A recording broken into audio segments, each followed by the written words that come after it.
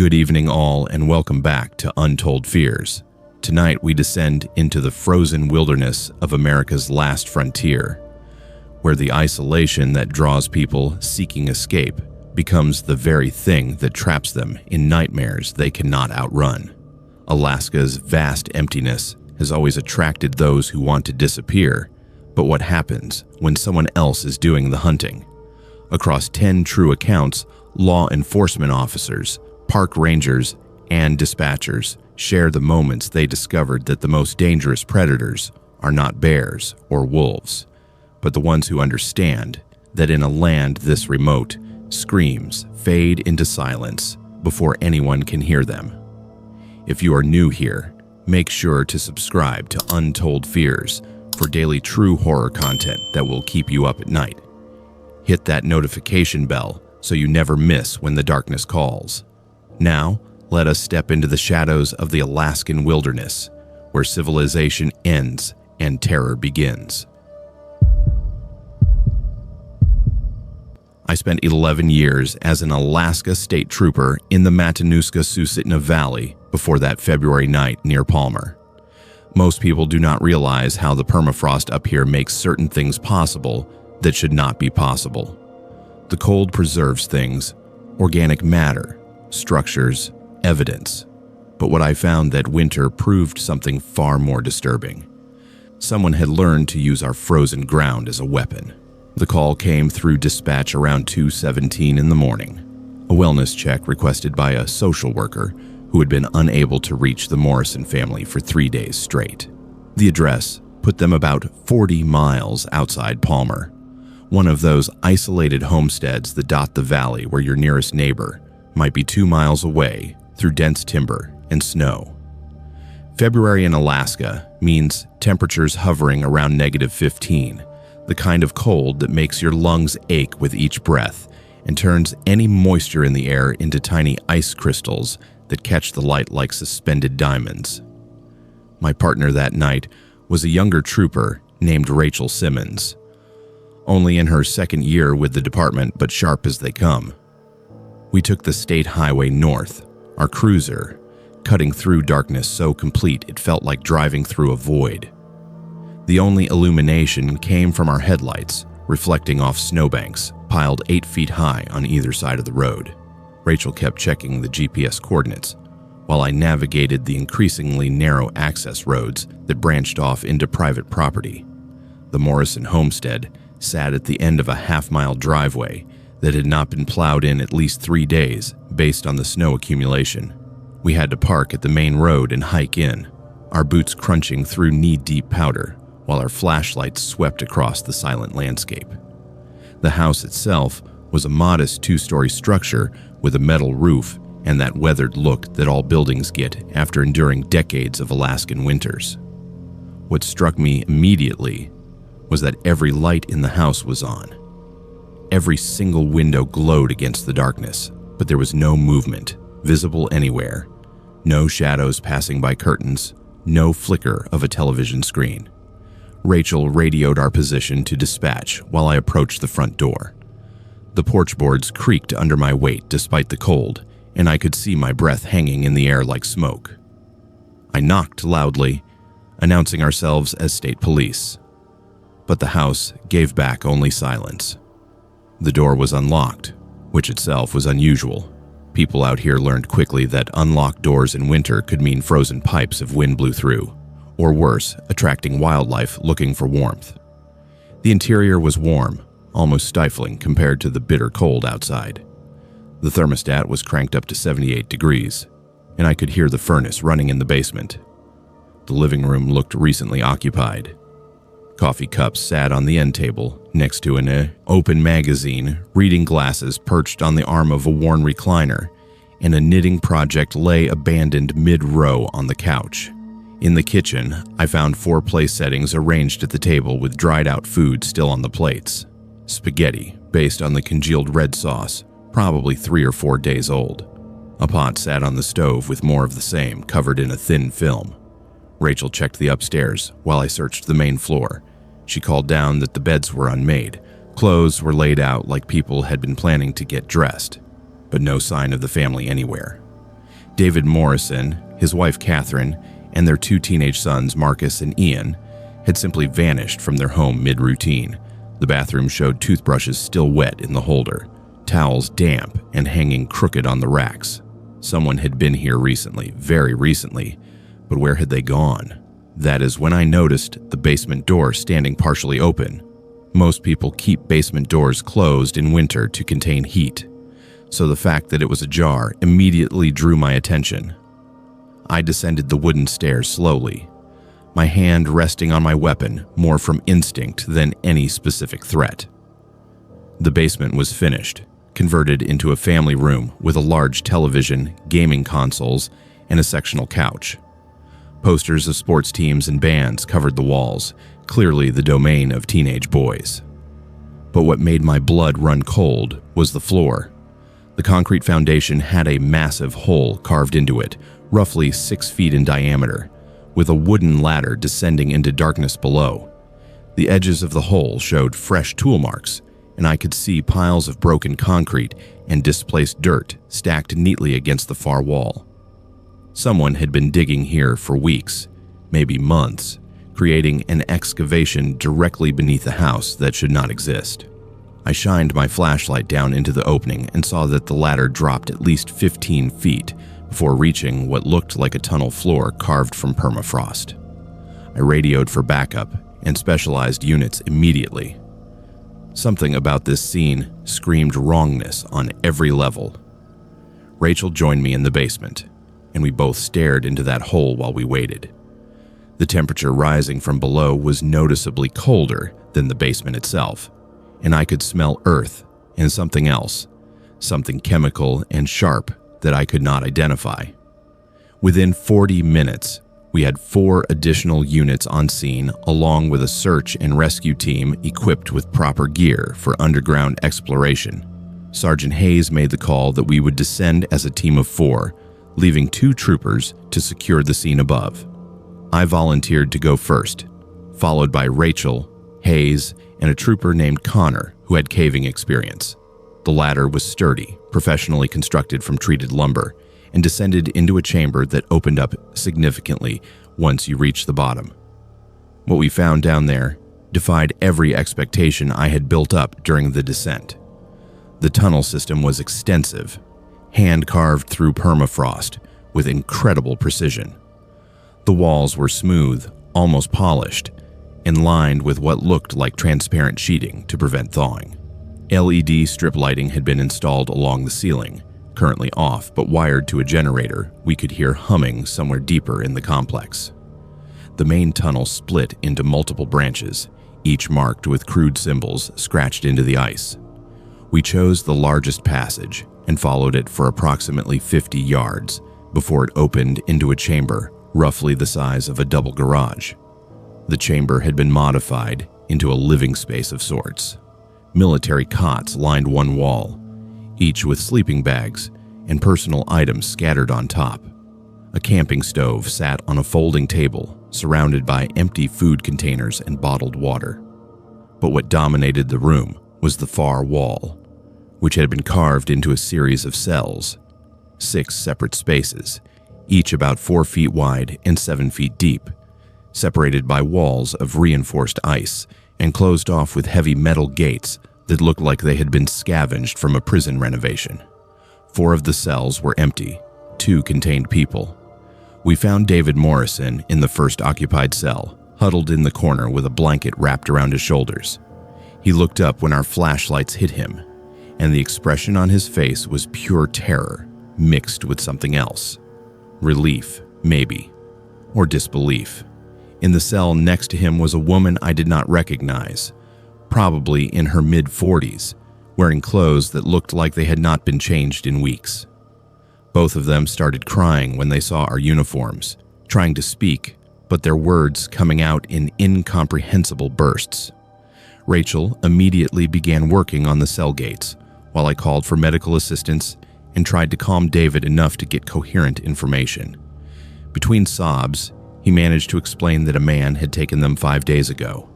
The man had come to their door late at night claiming his truck had broken down and he needed to use their phone. The moment David opened the door, the man had deployed some kind of chemical spray that incapacitated the entire family within seconds. When they woke up, they were down here in these cells. The woman in the other cell was named Patricia Hendricks, and she had been missing for 3 weeks from a town 60 miles north. She described the same scenario. A man appearing at her door with a story about needing help, then waking up imprisoned in permafrost. Both victims described their captor as approximately 40 years old, over 6 feet tall with a thick beard and a calm demeanor that was somehow more terrifying than any aggression. He would visit twice a day to provide food and water, speaking to them in a measured tone about patience and preparation, though neither victim understood what he meant. We evacuated both victims immediately, while Hayes coordinated a full tactical sweep of the tunnel system. Over the next 6 hours, we discovered the true scope of what we were dealing with. The complex extended over 200 yards in multiple directions, connecting to at least 5 other exit points scattered across the surrounding wilderness. Each exit was concealed beneath natural features like fallen logs or rock outcroppings, impossible to spot unless you knew exactly where to look. The excavation had clearly taken years to complete, dug during the coldest months when the permafrost was most stable and easier to work. In a chamber we designated as the workshop, we found tools, plans, and a notebook that detailed everything. The man had been developing this system since 2016, learning permafrost engineering through online resources and slowly expanding his underground network. The notebook contained lists of potential targets, all isolated homesteads or properties with minimal traffic. He had been studying families for months before taking them, documenting their routines, their vehicles, even their garbage patterns. The Morrison family had been under surveillance for 8 months. What made my stomach turn was discovering that the 2 empty cells had been occupied recently. The notebook referenced 4 previous victims by first name only. Catherine Morrison, the wife, was listed as having been moved to a secondary location 3 days prior. Her sons, Marcus and Ian, were marked as transferred yesterday.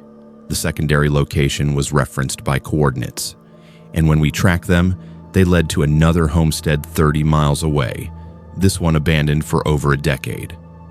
By the time we reached the second location at dawn, the scene was already cold. We found another tunnel entrance, this one more elaborate with a proper ventilation system and reinforced supports. The layout was similar but larger, with 8 cells instead of 6. All of them were empty. Catherine Morrison and her sons were gone. We found evidence they had been there: clothing items, a school ID belonging to Marcus, and a photo of the family that had been carefully placed on a shelf. But the occupants and their captor had vanished. The investigation that followed consumed the next 4 months of my life. FBI agents, forensic specialists, and search teams combed through both tunnel systems and surrounding areas. We identified the perpetrator through DNA evidence left throughout the complex. His name was Robert Callahan, a former petroleum engineer who had worked in Alaska for 15 years before quitting his job in 2015 and disappearing into the wilderness. He had purchased the Morrison property under a shell corporation, using it as his base while constructing his underground prison network. Callahan had knowledge of permafrost mechanics that he had gained through legitimate work, and he had perverted that expertise into creating spaces that were nearly impossible to detect from the surface. The frozen ground acted as natural insulation and structural support, allowing him to carve out rooms that would remain stable year-round as long as they stayed below the frost line. He had been extraordinarily careful, never taking more than 2 people from any single location, spreading his abductions across hundreds of miles to avoid pattern recognition. We recovered security footage from a gas station 80 miles south that showed Callahan purchasing supplies 2 days before we found the first tunnel. He was driving a white pickup with a camper shell, and the footage clearly showed someone moving in the back of the truck. The search expanded immediately, but Alaska has over 665,000 square miles of territory, most of it wilderness. Finding one man who understood how to live off-grid in this environment was nearly impossible. 3 weeks after the initial discovery, a hiker found Catherine Morrison wandering along a remote trail near Denali. She was severely dehydrated and hypothermic, barely conscious. When she recovered enough to speak, she described being held in another underground location, this one even more remote. She said Callahan had told her he was relocating his operation because law enforcement was getting too close. He had taken her sons separately, claiming he was moving them to different sites for security purposes. She had managed to escape when Callahan left the entrance unsealed during a supply run, and she had walked for nearly 2 days before collapsing. The coordinates Catherine provided led us to a third site, but again, it was empty. This time, we found evidence that Callahan had deliberately collapsed parts of the tunnel system behind him, sealing off access and destroying evidence. We recovered items belonging to Marcus and Ian Morrison, but the boys themselves were not there. Catherine had no information about where they might have been taken, only that Callahan had mentioned something about moving them north toward the Brooks Range. The case remains open, officially unsolved. Marcus and Ian Morrison have not been found, despite one of the largest search operations in Alaska State Trooper history. Robert Callahan is still at large, though there have been no confirmed sightings since 2019. The FBI believes he may have fled Alaska entirely, possibly to Canada or even Russia across the Bering Strait. Other theories suggest he is still operating in the most remote parts of the state, perhaps building new tunnel systems where no one will think to look. I transferred to a desk position 6 months after the case went cold. I could not continue patrol work in the valley without scanning every homestead I passed, wondering what might exist beneath the surface. The knowledge that someone could be using the very ground beneath our feet as a prison, exploiting the permafrost that defines this state, fundamentally changed how I see Alaska. Catherine Morrison never recovered psychologically from her ordeal. She moved to Washington State to live, with family, and refuses to speak about what happened beyond her initial statements.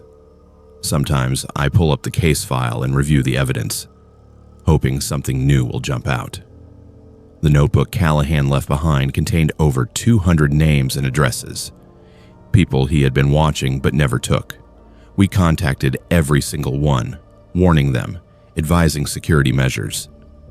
But I know there are others he documented in ways we have not found yet, and I know that permafrost exists across the entire northern region, offering him an unlimited canvas for his engineering if he is still alive and active.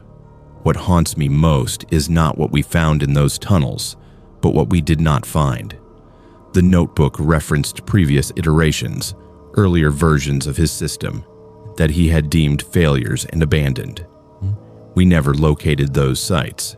We never found out how many people might still be down there, sealed in forgotten chambers beneath frozen ground where their bodies will be preserved perfectly until someone stumbles across them, decades or centuries from now. Alaska keeps its secrets buried deep, and Robert Callahan understood that better than anyone. I worked as a ranger at Denali National Park for 9 years before I understood that some people who go missing in the wilderness do not want to be found. They are taken. The park encompasses over 6 million acres of Alaska wilderness, and most visitors see only the first 15 miles of maintained road. Beyond that, it is just raw terrain, tundra, and mountains where grizzlies outnumber people, and cell service is a luxury from another world. During those 9 years, I responded to hundreds of incidents, injured hikers, lost tourists, wildlife encounters, but nothing prepared me for the summer of 2019 when the screaming started. The first report came through dispatch on a Tuesday morning in late June. A couple from Ohio hiking the Savage River Trail claimed they heard a woman screaming for help approximately 200 yards into the tree line. They described it as desperate, high-pitched, like someone was being attacked. When they tried to locate the source, the scream stopped abruptly. Standard protocol had me and my partner Kyle heading out within 20 minutes with a search dog and emergency equipment. We hiked the area for 3 hours, calling out, scanning for any sign of disturbance. Nothing. The forest was quiet except for the wind moving through spruce branches and the occasional raven overhead. 3 days later, another hiker reported the exact same thing. Same trail, same approximate location, same desperate female screaming. This time, it was a solo backpacker from California. A man in his 50s with decades of hiking experience who swore something was wrong. He said the screams sounded too perfect, too consistent in pitch and duration, like they were being played rather than actually happening. That detail stuck with me because it was such a specific observation. We searched again with a larger team, bringing in volunteers from the Park Service and even a helicopter for aerial surveillance. Still nothing. By the end of July, we had received 11 separate reports of screaming from various points along popular trails. Always a woman. Always described as desperate and terrified. Always stopping suddenly when people tried to help. The disturbing pattern was that anyone who actually went into the woods to investigate never came back to file a second report. They would radio that they were going off trail to check the source, and then we would lose contact. Within 24 hours, they would be reported missing by their hiking partners or family members back home. I started mapping the incidents on a park terrain chart in my office, using different colored pins for each report. When I stepped back and looked at the pattern, my stomach dropped. The screams were being reported along a very specific route, one that connected to an abandoned research station deep in the backcountry. The station had been used in the 1980s for wildlife studies before funding dried up and it was left to rot. I had been there once during training, a cluster of wooden buildings slowly being reclaimed by moss and weather. It was off limits to the public, marked clearly on park maps as restricted area, but accessible if you knew the old service roads. I brought my findings to the head ranger, a man named Tom, who had been with the park for 30 years. He listened to everything, studied the map, and his expression changed from concern to something closer to anger.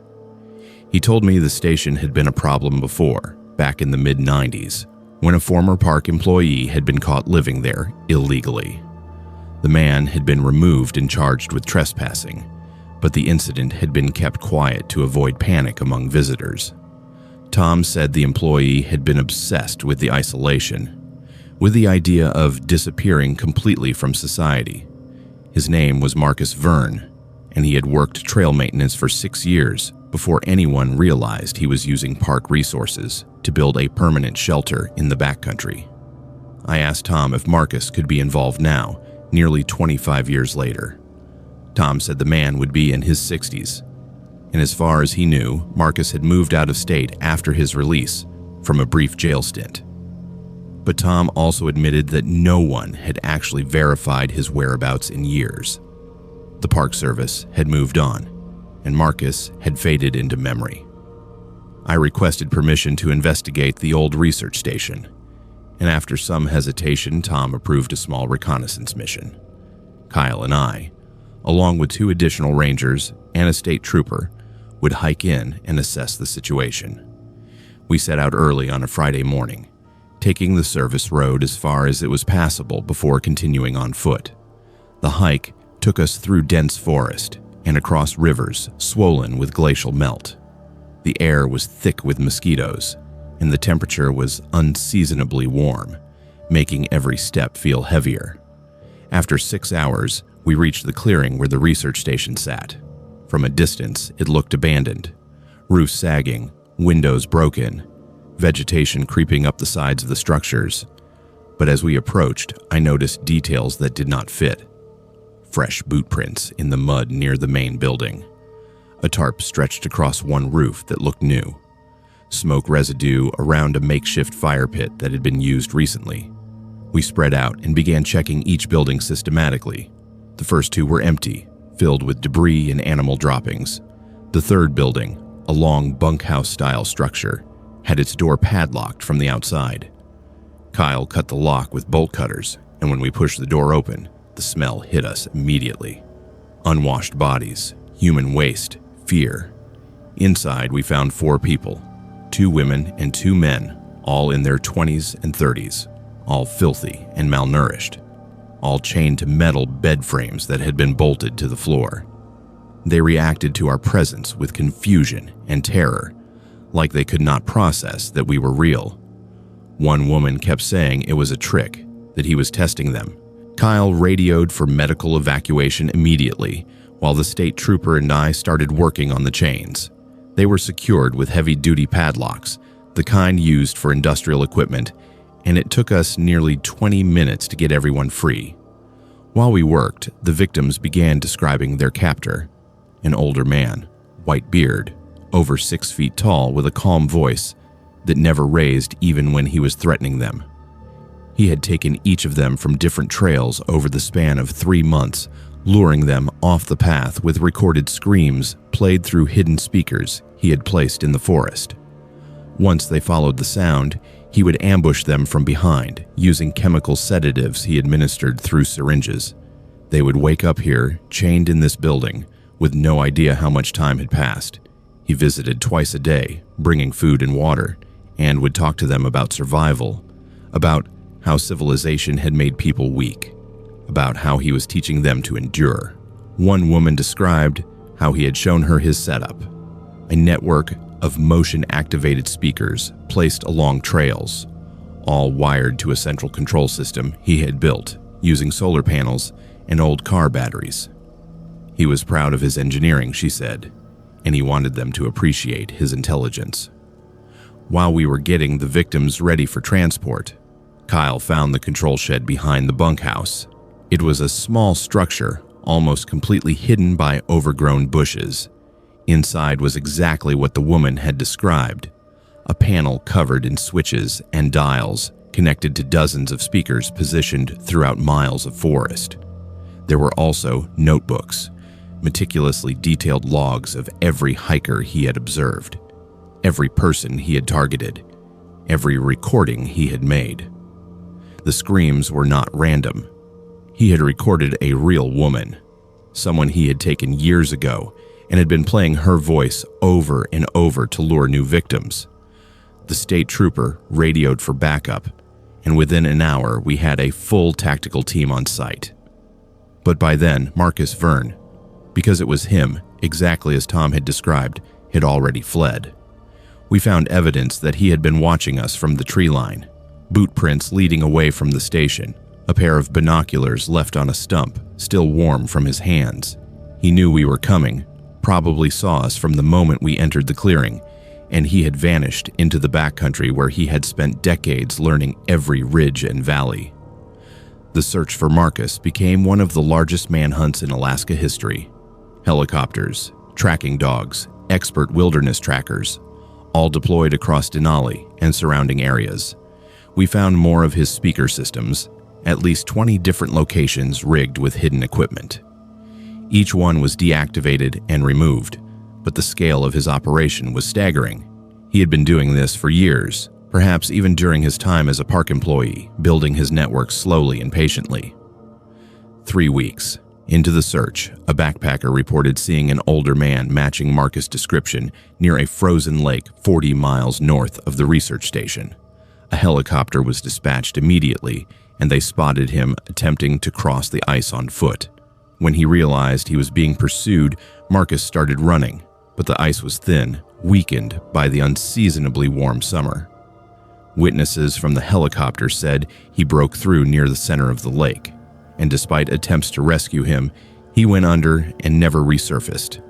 Dive teams searched for days, but the lake was deep and murky, and his body was never recovered.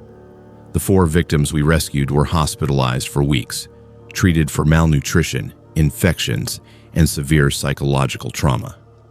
They all survived, but their lives were irrevocably changed.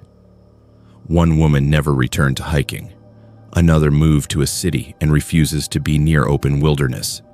Their testimonies helped us piece together the full scope of Marcus' activities. We identified 12 missing hikers from the past 8 years that matched his logs.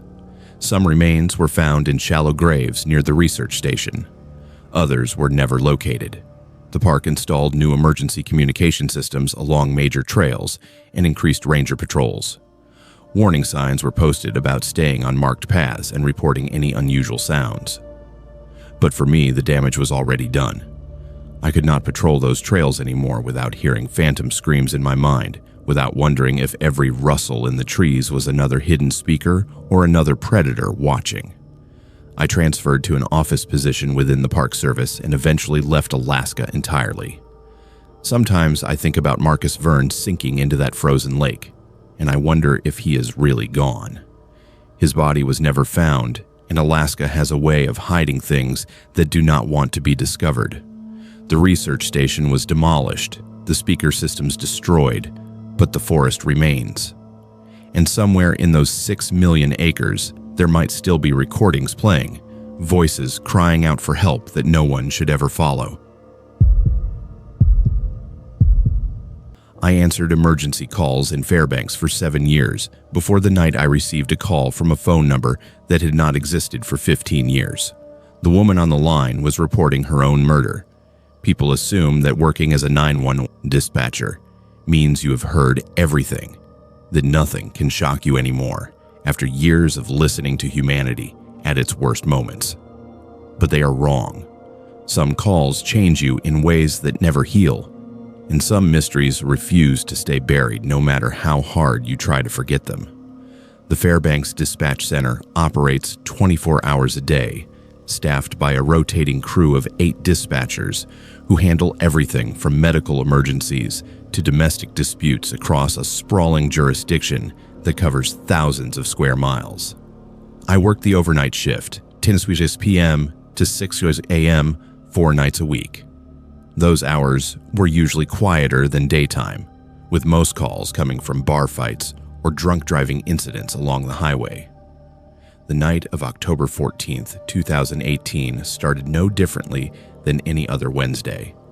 My coffee was lukewarm, my console lights glowed in the dim room, and I was reviewing notes from the previous shift when the call came through at 2:23 a.m.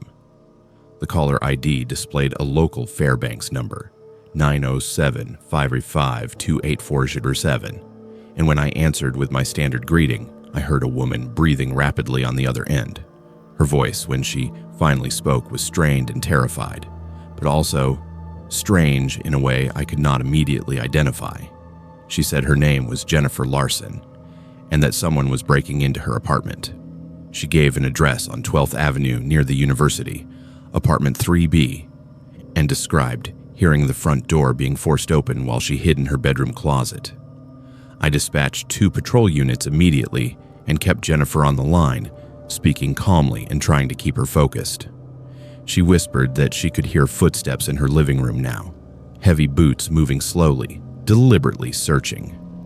I told her to stay quiet, to keep the phone close, and that officers were less than 4 minutes away. Then she said something that made my blood freeze. She whispered that the footsteps had stopped outside her bedroom door, and she could see shadow movement through the gap at the bottom. Then her voice changed, became almost resigned, and she said, "He's here. Tell my parents I'm sorry. Tell them I tried to run." The line did not disconnect. I heard the bedroom door crash open, heard Jennifer scream, and then sounds of a violent struggle. Furniture breaking, things hitting walls, her voice crying out and then suddenly muffled like someone had covered her mouth.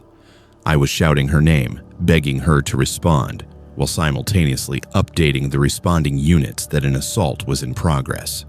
Then I heard a man's voice, calm and cold, say directly into the phone, "She should have stayed home that night." The call ended. Officers arrived at the address on 12th Avenue. Within 3 minutes of the call ending, they forced entry into apartment 3B and found it completely empty. Not just vacant, but abandoned. No furniture, no signs of recent habitation, dust covering every surface. The landlord was contacted and confirmed that apartment 3B had been empty for over 6 months, the previous tenant having moved out in April. There was no Jennifer Larson listed as ever having lived there. No signs of forced entry, no disturbance, Nothing to indicate anyone had been inside that apartment recently, let alone within the last hour. I pulled the phone records immediately, needing to understand what had just happened. The number that had called me, 907-555-2847, showed up in our system records as having placed the call at 2:23 a.m. But when I cross-referenced it with the phone company database, that number had been disconnected in 2003, 15 years prior. The physical line associated with that number had been removed during an infrastructure upgrade, and the number itself had never been reassigned. According to every official record, that phone number did not exist anymore and had not existed for a decade and a half. I reported everything to my supervisor, a man named Dave, who had been with dispatch for 20 years. He listened to the recorded call with me, and I watched his expression change from concern to confusion to something approaching fear. The recording was clear, high quality, capturing every word Jennifer had said and every sound of the attack. It was not static, not distorted, but a legitimate emergency call that had been routed through our system. Dave made calls to the phone company technical department demanding explanations, but they had none. The call should have been impossible. We filed a formal incident report and flagged it for investigation, but that is when things became even stranger. Dave ran the name Jennifer Larson through our database of previous calls and missing persons reports. He found a match. In October 2003, exactly 15 years prior almost to the day, a 22-year-old woman named Jennifer Larson had been reported missing by her family. She had been a student at the University of Alaska Fairbanks and lived off campus in an apartment on 12th Avenue. The address listed in the original missing persons report was the same address she had given me on the phone, apartment 3B. According to the original case file, Jennifer had called 911 on the night of October 13, 2003, reporting an intruder in her apartment. The dispatcher at the time had sent units to her location, but when officers arrived, they found the apartment door locked from the inside and no response to their knocking. They eventually gained entry with the landlord's assistance and found the apartment empty. No Jennifer, no signs of struggle, nothing out of place. It had been treated as a false alarm or possibly a prank call. Jennifer's car was found in the parking lot. Her purse and phone were in the apartment, but she was never seen. Again, the family had pushed for a full investigation, insisting something terrible had happened. But without evidence of foul play, the case went cold. No body was ever found, no suspects were ever identified, and eventually the file was archived as an unsolved missing person case. Reading through the details, I felt physically ill. The call I had received was nearly identical to the call received in 2003, down to specific phrases. She had used the same description of hearing footsteps, hiding in the closet, seeing shadows under the door. Dave and I brought this information to the Fairbanks Police Department, and a detective named Sarah Mills was assigned to review both incidents. She listened to my recording and compared it to the archived recording from 2003. The voices matched. Audio analysis confirmed that both calls had been made by the same woman, or at the very least by someone who sounded identical.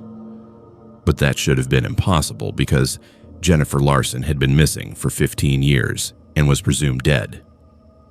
Detective Mills reopened the investigation and began interviewing everyone connected to the original case.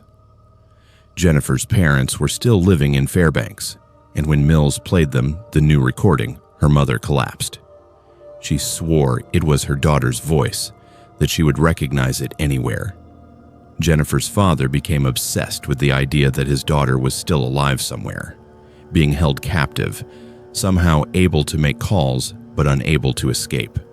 Mills tried to temper his hope, explaining the technical impossibility of the situation, but he refused to accept it. The investigation expanded. Mills brought in FBI specialists to analyze the phone records and the audio recordings. They confirmed what we already knew. The number should not have been able to make calls. The voice was consistent across 15 years, and there was no rational explanation. One theory proposed was that someone had recreated the original call as a cruel hoax, perhaps using archived audio to splice together a fake emergency. But the audio forensics team found no evidence of editing or manipulation. The call I received was continuous, live, and responsive to what I was saying. Then Mills made a discovery that changed everything. She obtained Jennifer's original phone records from 2003 and noticed something that had been overlooked in the initial investigation. On the night Jennifer disappeared, she had made multiple calls in the hours before her 911 call. Most were to friends or family, normal conversation. But there was one call to an unknown number, lasting 47 minutes, made around 8 p.m. the night she vanished. Mills traced that number and found it belonged to a man named Eric Voss, who had worked maintenance at the University Housing Department in 2003. Eric Voss had been questioned briefly during the original investigation as part of routine interviews with anyone who might have had access to student apartments. He claimed to have never met Jennifer personally and had an alibi for the night she disappeared, stating he had been home with his girlfriend. That alibi was never thoroughly verified because there had been no evidence of a crime. Mills tracked Voss to his current location. He was still living in Fairbanks, working for a different property management company. And when she showed up at his workplace to question him, his reaction was immediate and telling. He ran. Officers apprehended Voss 3 blocks away, and during questioning, his story fell apart completely. He admitted to having had a brief relationship with Jennifer in September 2003, one that had ended badly when she discovered he had been accessing her apartment without permission, coming in when she was not home and going through her belongings. She had threatened to report him, which would have cost him his job and possibly led to criminal charges. He swore he had not hurt her, that she was alive the last time he saw her, but he also admitted he had been in her apartment the night she disappeared. Voss claimed Jennifer had called him that night, hysterical, saying someone was in her apartment. He had gone there to help but found the door locked and no one answering. He said he left and went home, too afraid to get involved because of their previous issues. But Mills did not believe him, and neither did the prosecutors, who eventually charged him with Jennifer's murder, despite having no body and only circumstantial evidence. During the trial, which took place in early 2019, the recordings became key evidence. The jury heard both the 2003 call and my 2018 call, and expert witnesses testified about the impossibility of the second call existing. The defense argued that the supernatural nature of the evidence proved their client's innocence, that clearly something beyond human understanding was at play. The prosecution argued that Voss had killed Jennifer in 2003 and that somehow her final moments had been captured and replayed 15 years later as a message from beyond, demanding justice. The jury deliberated for 8 days before returning a guilty verdict. Voss was sentenced to 60 years in prison for second-degree murder, but he never confessed, and Jennifer's body was never found. Her parents attended every day of the trial, and when the verdict was read, they wept with relief that someone was finally being held accountable. But I could see in their eyes that they would never have full closure without knowing where their daughter was. What haunts me most about this case is not the impossibility of the call, though that alone should be enough to keep anyone awake at night. It is the pattern. After the trial, I went back through our archives on my own time, searching for similar anomalies. I found 3 other cases over the past 20 years where 911 calls had been received from disconnected numbers, calls that matched missing persons cases from years or even decades prior. In each case, the calls had been dismissed as technical glitches or prank calls. No one had ever connected them to the original disappearances. One call from 2011 matched a missing woman from 1998. Another from 2015 matched a missing teenager from 2007. The third was from 2017, matching a woman who had disappeared in 1995. I brought all of this to Detective Mills, and she assigned investigators to each case. 2 of the 3 have since been solved. One led to the discovery of remains buried on a remote property outside Fairbanks. Another led to the arrest of a former boyfriend who confessed under pressure of the new evidence. The 3rd case remains open. I left dispatch work in 2020. I could not continue answering calls knowing that some of them might be coming from people who no longer exist in the way we understand existence. The job requires you to believe that you are helping people in real time, that your actions can change outcomes. But what do you do when time itself seems broken, when the past reaches forward, and the dead speak through disconnected lines? Jennifer Larson's case officially remains unsolved despite Voss' conviction, because without a body, there are always questions. Her parents still live in Fairbanks, still hoping that one day someone will find her remains and bring her home. I think about that call every single day. I think about her voice, so clear and present, describing events that happened 15 years before I heard them. I think about the man who killed her walking free for a decade and a half before her recorded scream finally caught up with him. Sometimes, late at night, when I cannot sleep, I wonder how many other calls are out there, trapped in some space between then and now, waiting for the right moment to break through. How many voices are trying to reach us from the past, describing their final moments, begging for help that can never arrive in time. And I wonder if someday my phone will ring and I will hear my own voice on the other end, calling from a future I have not yet reached, warning me about something I cannot prevent. The phone system is just technology, just wires and signals and switches.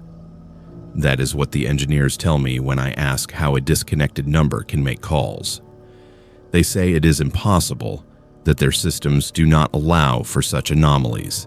But I have the recordings, I have the evidence, and I have the memory of Jennifer Larson's voice, terrified and desperate, reaching across 15 years of silence to name her killer and demand justice. Some mysteries do not have rational explanations, and some calls are meant to be answered even when they come from numbers that no longer exist. I worked cold cases for Anchorage Police Department for 13 years before DNA evidence from 1996 finally gave us a name, but what we found when we went to arrest him made me wish we had never solved it. Cold cases are different from active investigations. With fresh crimes, there is urgency, adrenaline, hope that you might catch someone before they hurt anyone else. With cold cases, the urgency comes from a different place entirely. The victim is gone, sometimes for decades, but their family is still waiting. They are still hoping that someday someone will care enough to reopen the file and search for answers. That is what I devoted my career to, finding those answers, no matter how long ago the crime occurred. The Morrison case landed on my desk on a Tuesday in January 2018. Margaret Morrison, age 27, disappeared from an Anchorage parking lot on March 14, 1996.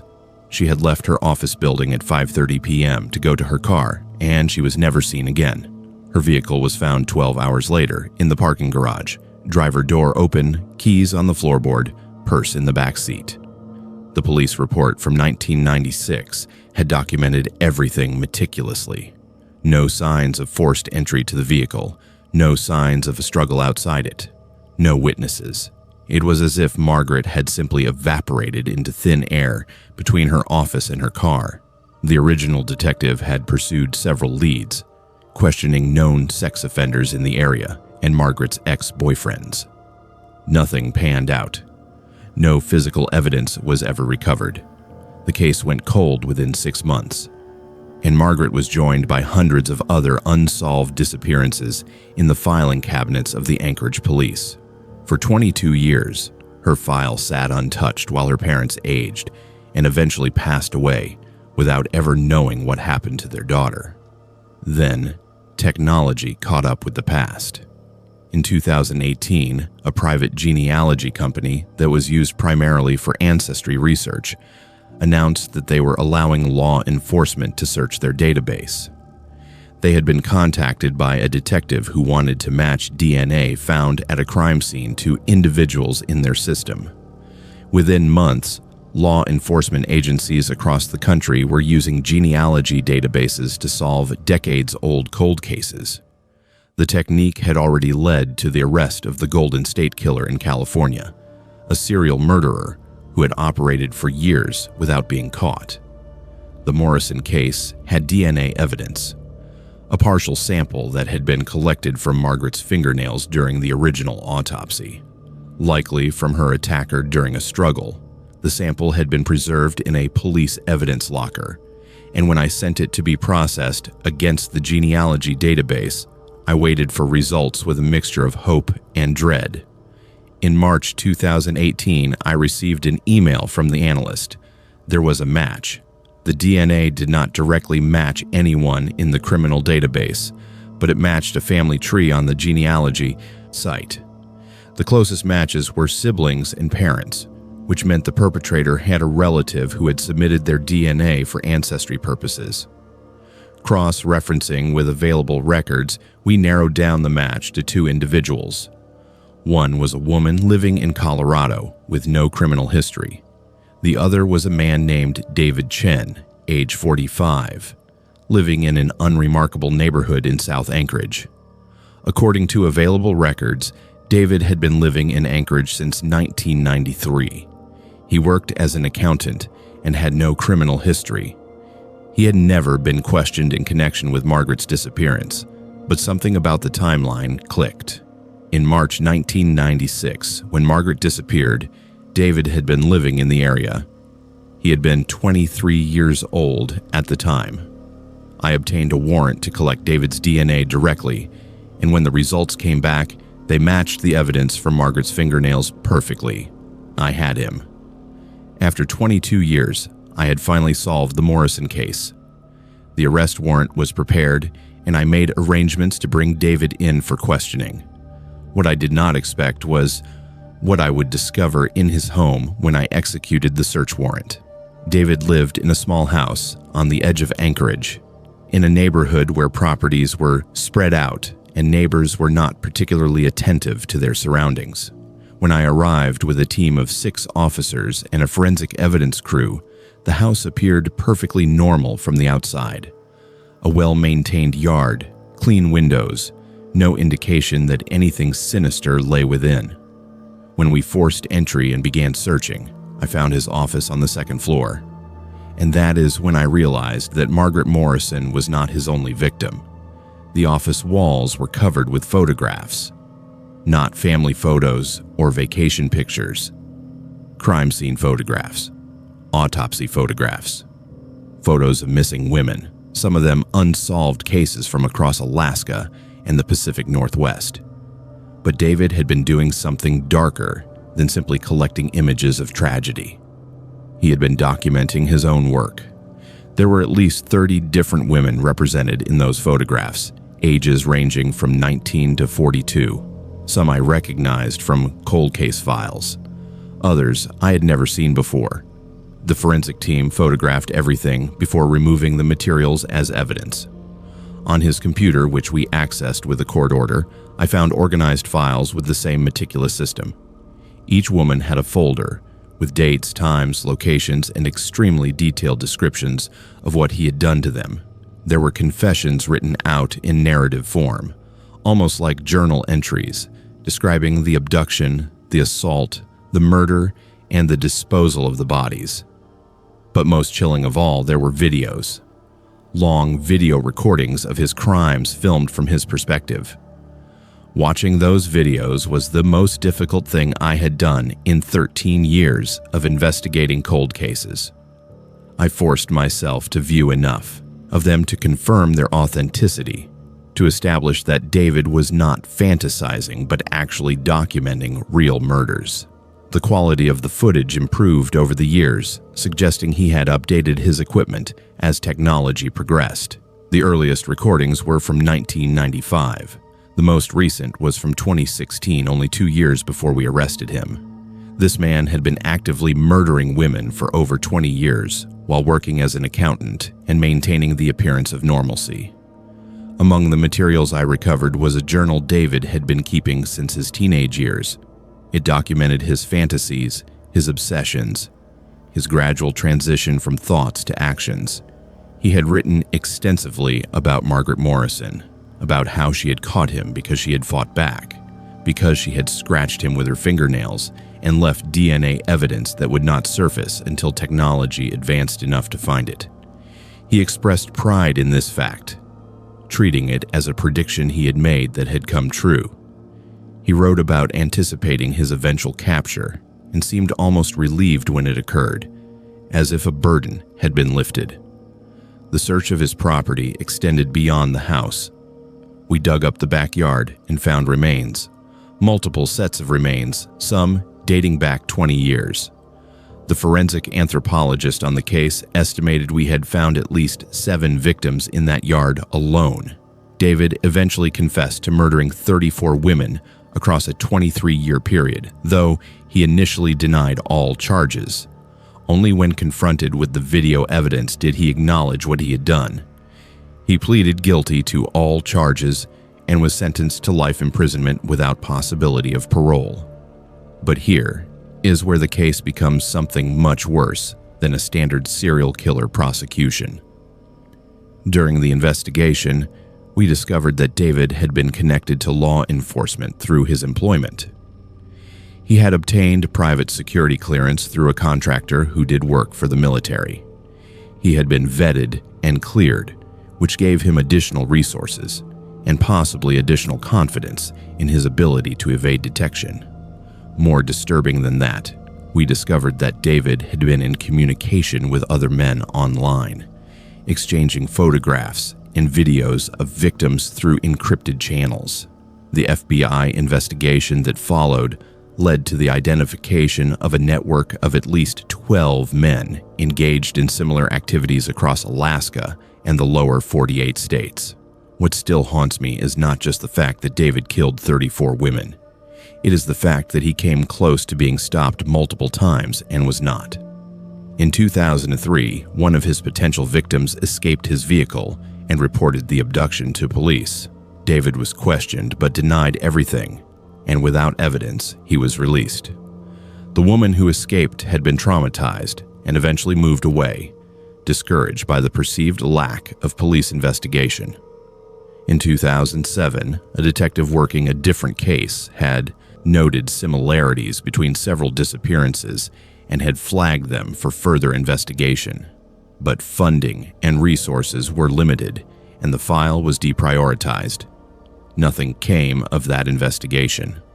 Margaret Morrison's family finally received closure in 2019 when David was convicted, and her remains were officially identified and released for burial. Her mother had passed away in 2003 without ever knowing what happened to her daughter. Her father died in 2015, also without answers. Only Margaret's sister remained to attend the funeral, and when she looked at me after the guilty verdict was read, I saw decades of pain finally transform into something approaching peace. But that peace came at an enormous cost. 33 other families had to discover that their loved ones had been murdered by someone the system had noticed and then forgotten.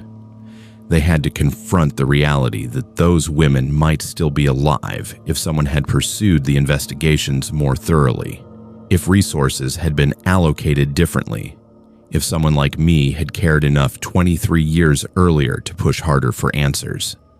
The technology that eventually solved Margaret Morrison's case has now been used to solve hundreds of other cold cases across the country. DNA genealogy has become a standard tool in law enforcement, but I'm not certain it is always justice that the technique provides. Sometimes it is just the inevitable discovery of horrors we could have stopped if we had simply cared enough when there was still time to save lives. David Chen is serving his sentence in a maximum security prison in Anchorage. He will never be released. His life is effectively over, confined to a cell, his legacy a testament to human depravity. But that does not comfort the families. That does not return the women he murdered. That does not change the fact that I spent 13 years investigating cold cases and found that the past is sometimes more terrible than we can imagine, and sometimes more preventable than we are willing to acknowledge. I quit the cold case unit in 2020. I could not continue investigating old murders, knowing that I would never have all the answers, that somewhere I would miss a connection that could have saved someone. Margaret Morrison's case gave me closure only insofar as closure is possible when you have solved a crime but cannot undo it. Her file is now closed. 22 years of waiting finally ended. But somewhere, in filing cabinets and evidence lockers and forgotten reports, there are still hundreds of other cases waiting for someone to care enough to find the answers they deserve. I patrolled the Kenai Peninsula waterways for 10 years as a fish and wildlife officer before we started finding the barrels. At first, we thought it was illegal dumping. We were so wrong. The Kenai Peninsula is one of Alaska's most beautiful regions, a place where the wilderness touches the water, and fishing is not just a pastime but a way of life for thousands of people. The rivers flow with salmon. The air smells like salt and possibility. And tourists come from around the world hoping to land the catch of a lifetime. It is also one of the most remote areas in the state, where rivers twist through uninhabited valleys, and access points are limited to those who know where to look. My job as a wildlife officer involved patrolling those waterways, monitoring fish populations, checking fishing licenses, and investigating poaching. It was routine work most of the time, standing on riverbanks in the rain, radioing coordinates, processing citations. But on August 12th, 2017, I received a call about something unusual. A commercial fishing vessel had caught a large metal barrel in their nets near the mouth of the Kenai River. The barrel was sealed, locked, and when they hauled it aboard, they noticed liquid sloshing inside. Concerned that it might be hazardous waste, they radioed the authorities and stayed put to wait for me to arrive. I took a state boat downriver to meet them, my equipment case secured in the cabin. The barrel was sitting on the deck of the vessel, covered in marine growth and rust, approximately 4 feet tall and perhaps 3 feet in diameter. The fishermen, 2 men named Dale and Marcus, both looked uneasy. Dale told me that in 30 years of fishing, he had never seen anything like it, that the way it came up in the net felt wrong. They had noticed that it was unusually heavy for its size, and when they had tried to open it, they found it was locked from the outside with an industrial padlock. I photographed it and made arrangements to have it transported to a facility where it could be safely examined. The next morning, a hazmat team and forensic specialists joined me at the evidence holding yard. They cut open the barrel carefully, prepared for chemical exposure or biohazard contamination. What they found instead was far worse than hazardous materials. Inside the barrel, preserved in a solution of brine and formaldehyde, were human remains. Parts of what appeared to be a human body, carefully preserved in solution, like some kind of grotesque specimen collection. The forensic pathologist who examined the barrel was deeply disturbed by what he was seeing. He determined that the remains belonged to at least one individual, likely female, based on bone structure, and that the preservation method suggested someone with knowledge of anatomy or biology. The remains had been placed in the barrel sometime between 6 months and 2 years prior based on the condition of the bones and the state of the preservative. This was not accidental, not natural death followed by illegal dumping. This was deliberate preservation. This was a message or a mistake, a secret kept until the river gave it away. I filed a report with Alaska State Police and brought in additional investigators. Within 48 hours, I received word that divers and patrol boats had been deployed to search the Kenai River for additional barrels. Over the next 3 weeks, we recovered 7 more sealed barrels from different locations along the river system. Each one contained human remains. Each one had been preserved in the same careful manner. Each one told a story of deliberate placement, strategic disposal, methodical planning. The forensic analysis determined that the remains in each barrel belonged to different individuals, both men and women, ranging in age from early 20s to mid-50s. Some of the remains were more recent, perhaps only months old. Others were years old, their bones beginning to show the early stages of mineral dissolution despite the preservation attempt.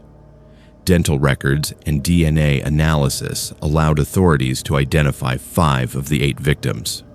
All were reported missing persons from the Anchorage area over a period spanning 7 years. All had been classified as voluntary disappearances or runaways based on circumstantial evidence. The investigation quickly escalated. The FBI became involved, and specialized forensic teams worked around the clock, analyzing the barrels themselves for fingerprints, manufacturing marks, anything that could connect them to a perpetrator. What they found was extraordinary. The barrels had been manufactured in a specific batch by a Seattle-based company and sold to a limited number of commercial entities in Alaska. Cross-referencing sales records with addresses in the Anchorage area, investigators identified a short list of potential buyers.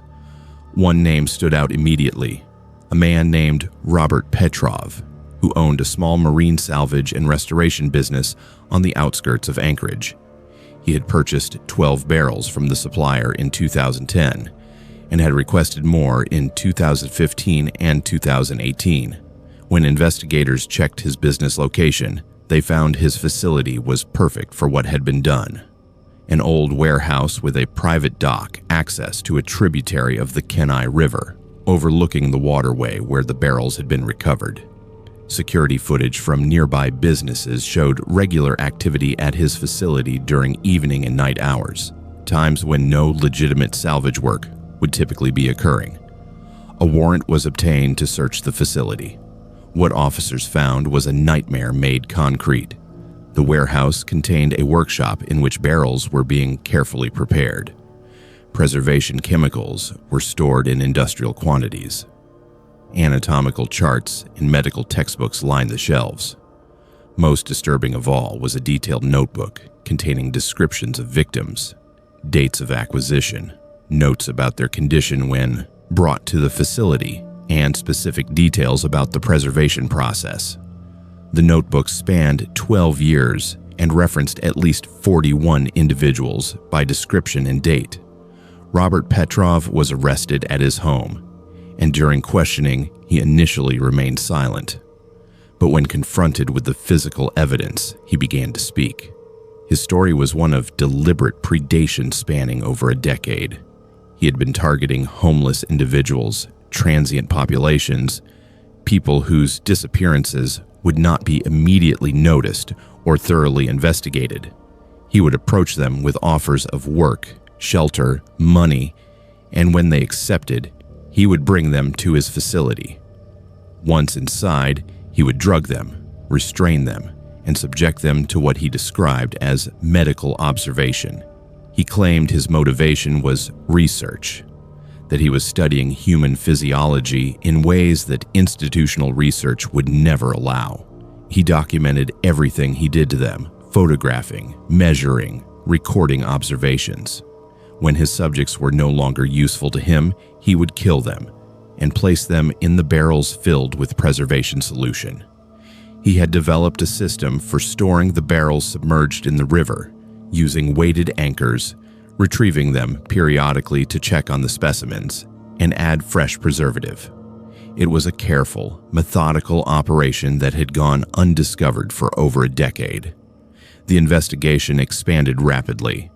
Divers recovered additional barrels from the river that had been anchored and hidden. Some contained remains that were decades old, suggesting Petrov had been active even longer than his records indicated. The DNA found in the barrels began to reveal connections to other missing persons cases, not just in Alaska, but across Washington and Oregon.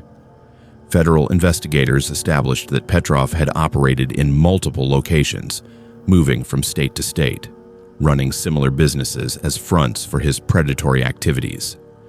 During the trial, which lasted nearly 6 months, prosecutors presented overwhelming evidence of Petrov's crimes. The detailed notebook became the centerpiece of the case as it documented each victim with clinical precision. The prosecution argued that Petrov was operating a deliberate murder and dismemberment factory, with the river serving as his filing system. The defense attempted to argue that Petrov was mentally ill, that he should be institutionalized rather than imprisoned, but the jury saw through the argument. The crimes were too calculated, too planned, too deliberate to be the product of diminished capacity. Robert Petrov was convicted of 34 counts of murder and an additional 47 counts of related charges. He received multiple life sentences with no possibility of parole. As part of a plea agreement in a later proceeding, he revealed the locations of additional barrels still submerged in the river. Divers recovered 3 more before the search was called off, bringing the total confirmed victims to 44. But Petrov's notebooks referenced 62 individuals, meaning at least 18 people whose remains may still be in the Kenai River system, hidden in barrels weighted down in the dark water. Since Petrov's conviction, I have not been able to return to my job with the same sense of purpose. Every time I patrol the Kenai River, I think about those barrels, about how long they might have been down there, about how many more might still be waiting in the depths to be discovered. The river that once represented beauty and abundance now represents something darker. It is a monument to human depravity, an aquatic graveyard carefully tended by a man who understood the wilderness so well that he used it to hide his crimes in plain sight. The 5 identified victims have finally been given proper burials. Their families, after years of not knowing what happened, finally have closure of sorts. But for the 19 victims whose remains are still missing, there will be no closure. They remain in the water, preserved in barrels, part of the ecosystem now, feeding the fish that other people will one day catch and eat. Their atoms dispersed into the food chain, their story told only in the careful measurements and observations Robert Petrov documented in his notebook. I wonder sometimes if the fishermen who originally caught that first barrel realized they were the ones who solved the mystery. They were the unknowing detectives who brought the truth up from the river's bottom, breaking the cycle of hiding that might have continued indefinitely. I coordinated search and rescue operations across south-central Alaska for 8 years before I realized some missing persons cases follow patterns that defy natural explanation. Working in the vast wilderness that defines Alaska is as dangerous as it is beautiful, and the two components often overlap. The state is home to some of the most treacherous terrain on Earth, where thousands of people venture each year seeking adventure, solace, or simply the freedom of untamed wilderness. For every person who returns unchanged from their journeys, someone does not return at all. They disappear in the wild and are never found, joining the thousands of others who have vanished into the vastness of Alaska, leaving behind nothing but questions and grief. The official statistics are staggering. Nearly 4,000 people go missing in Alaska annually, far more than any other state in the country. Some of those people return home safely, found wandering lost but unharmed. Some are recovered by search teams after brief separations, but a significant percentage of those who go missing are never heard from again. The wilderness swallows them whole, leaving no trace, no clue, nothing to suggest where they have gone. For me, the coordinator of search and rescue missions throughout south-central Alaska, those numbers were not just statistics. They were families sitting in my office, desperate eyes staring out at me, begging me to find their loved ones, begging me to bring them home. The search that changed me began on a Tuesday evening in late July, a time when the south-central region is usually swarming with tourists, enjoying the endless summer days and the region's reputation for stunning scenery. A call came through dispatch around 7:30 p.m. from a worried wife whose husband had not returned from a day hike along the East Fork River Trail. Mark Stevens was described as an experienced hiker who should have been back at their campsite no later than 5 p.m. His wife, Sharon, had waited until well after dusk before becoming truly concerned. When she tried to contact him via a satellite phone, the call failed to go through. She thought perhaps the battery had died, or he had lost signal temporarily. But when midnight came and went without any sign of him, she knew something was wrong. By 1 a.m., when Sharon radioed for help, my team was assembled and ready to deploy.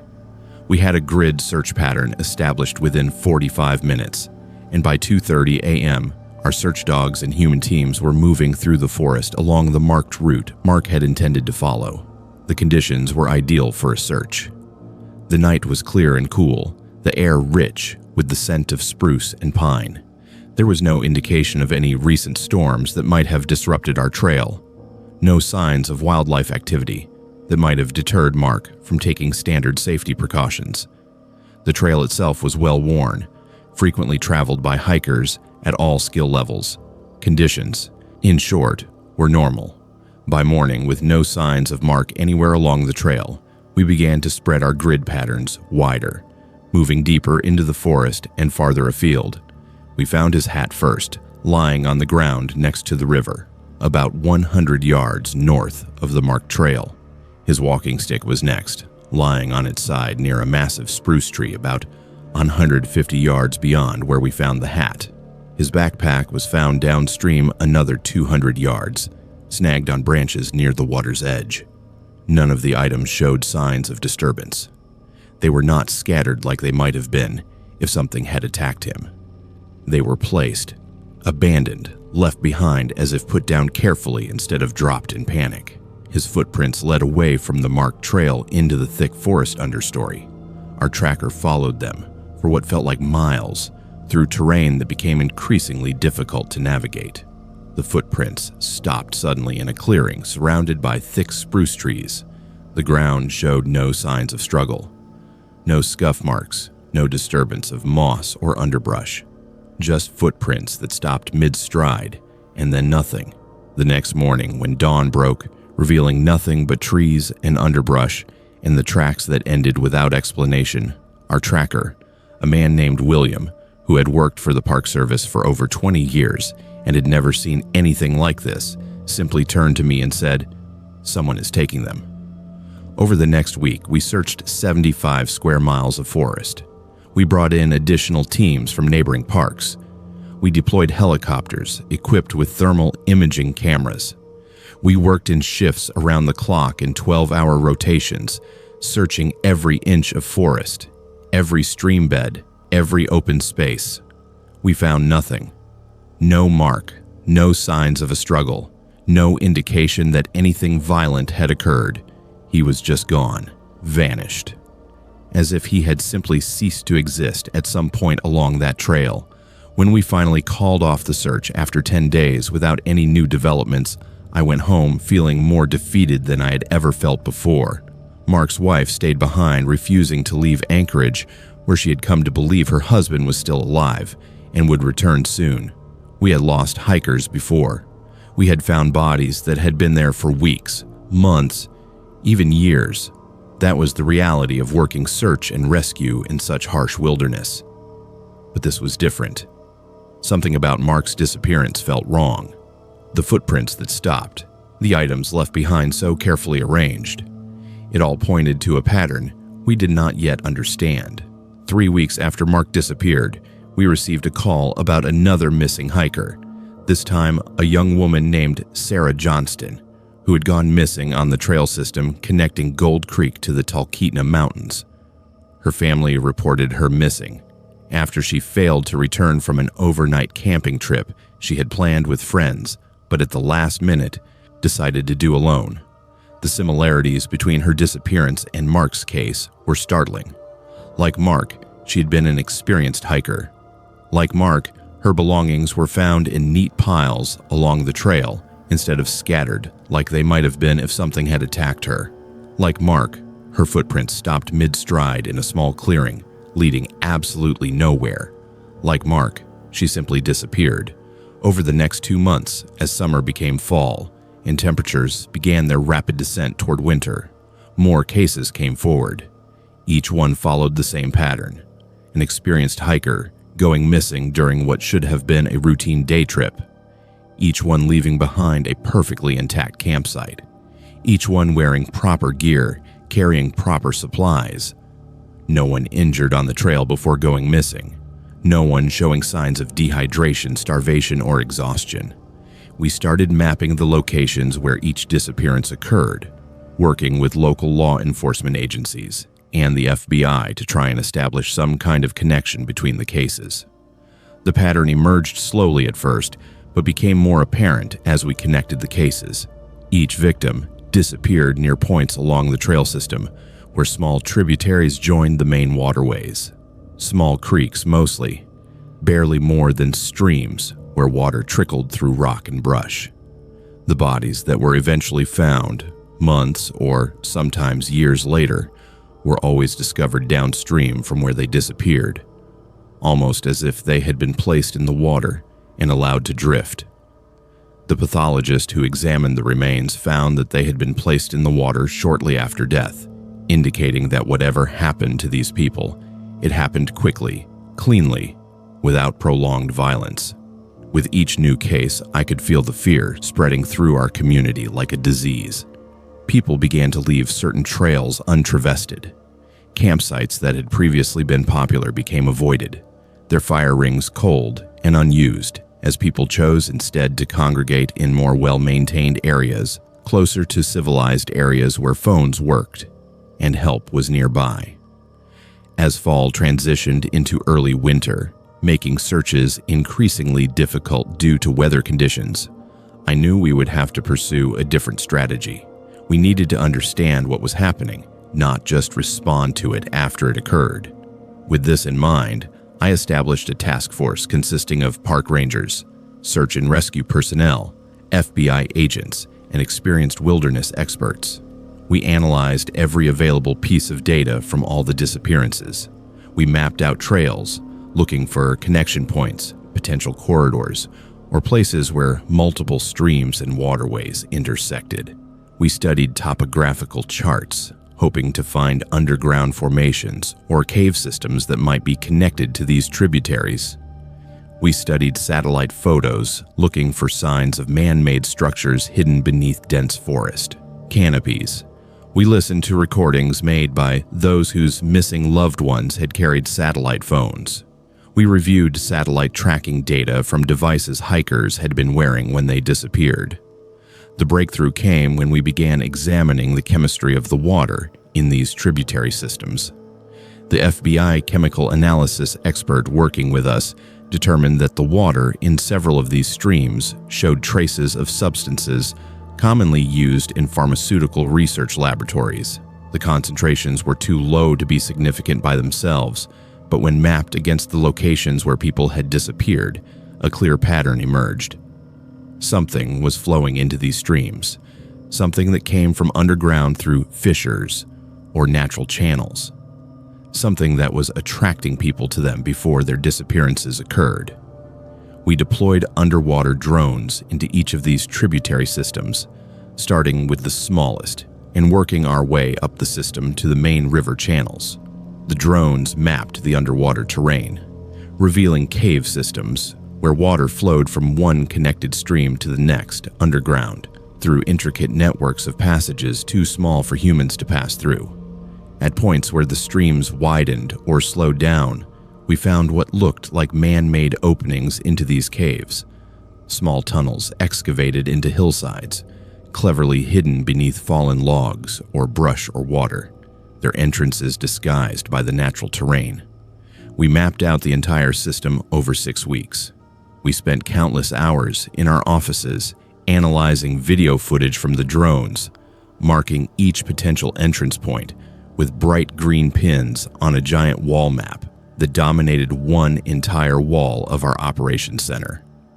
We studied each video segment, marking coordinates, angles, elevations, anything that might help us determine which entry points were actually used by whoever was operating this underground network. By the beginning of December, we had identified 6 different primary entry points where trails intersected with these tributary systems. We sealed all entry points using industrial-strength cement mixed with metal composite materials designed to strengthen underground structures and prevent erosion. We covered each entry point with artificial camouflage, carefully matched to the surrounding terrain, using materials developed for military applications. We disguised each site further, with natural elements carefully placed to blend completely into the environment. We made them disappear completely into the landscape. On a Thursday evening, exactly 3 days after we sealed the last entry point, the calls began to flow in again. First, it was a family camping on Gold Creek who reported that their 8-year-old son had disappeared from their campsite while they were preparing dinner. Next, it was a group of hikers from Seattle who had been hiking the East Fork River Trail but never returned their rental gear from Anchorage before their scheduled return flights. They too were reported missing by their rental gear provider after no contact from them for nearly 8 hours beyond their scheduled return time. The reports kept coming through the night. By morning, we had over 50 people reported missing. Families were arriving at emergency shelters and information posts established through various assistance networks, at rest stops along the trails and tributaries. Children were separated from their parents. Elderly people had gone on short walks looking for items and never returned. People had been reported missing from their campsites after stepping aside to use the restroom. Each report followed identical patterns. Every victim had disappeared during daylight hours, during what should have been simple activities, with no indication of any warning signs before their disappearance. On the morning of the 12th day since the first reports had begun, I sat in my office staring at that massive map on the wall. The green pins marked where our artificial entry points had been constructed. 100 new pink pins showed where people had disappeared since we sealed those access points. On the couch across from me sat Sharon Stevens, Mark's wife. She had been living out of her truck near the entrance of the park these past months, venturing out occasionally to visit churches or community centers where information was being shared among families of the missing people. She had become fierce in her belief that her husband was still alive somewhere, still lost in some hidden part of the park system, waiting for someone, for her, to find him. She had been here the whole time, watching us work through every detail of these cases. During these months, she had listened intently as we discussed ideas about underground channels where water was flowing from one stream to another through passageways small enough that they could never be discovered except by divers equipped with underwater cameras and satellite communication tools.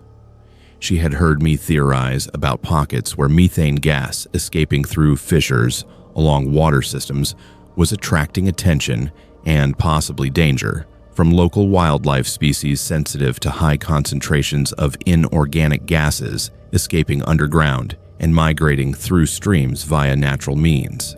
She had listened intently while we pieced together theories about complex underground cave systems used by predators to move swiftly above ground or move their victims as easily as someone walking down any well-worn city street above ground.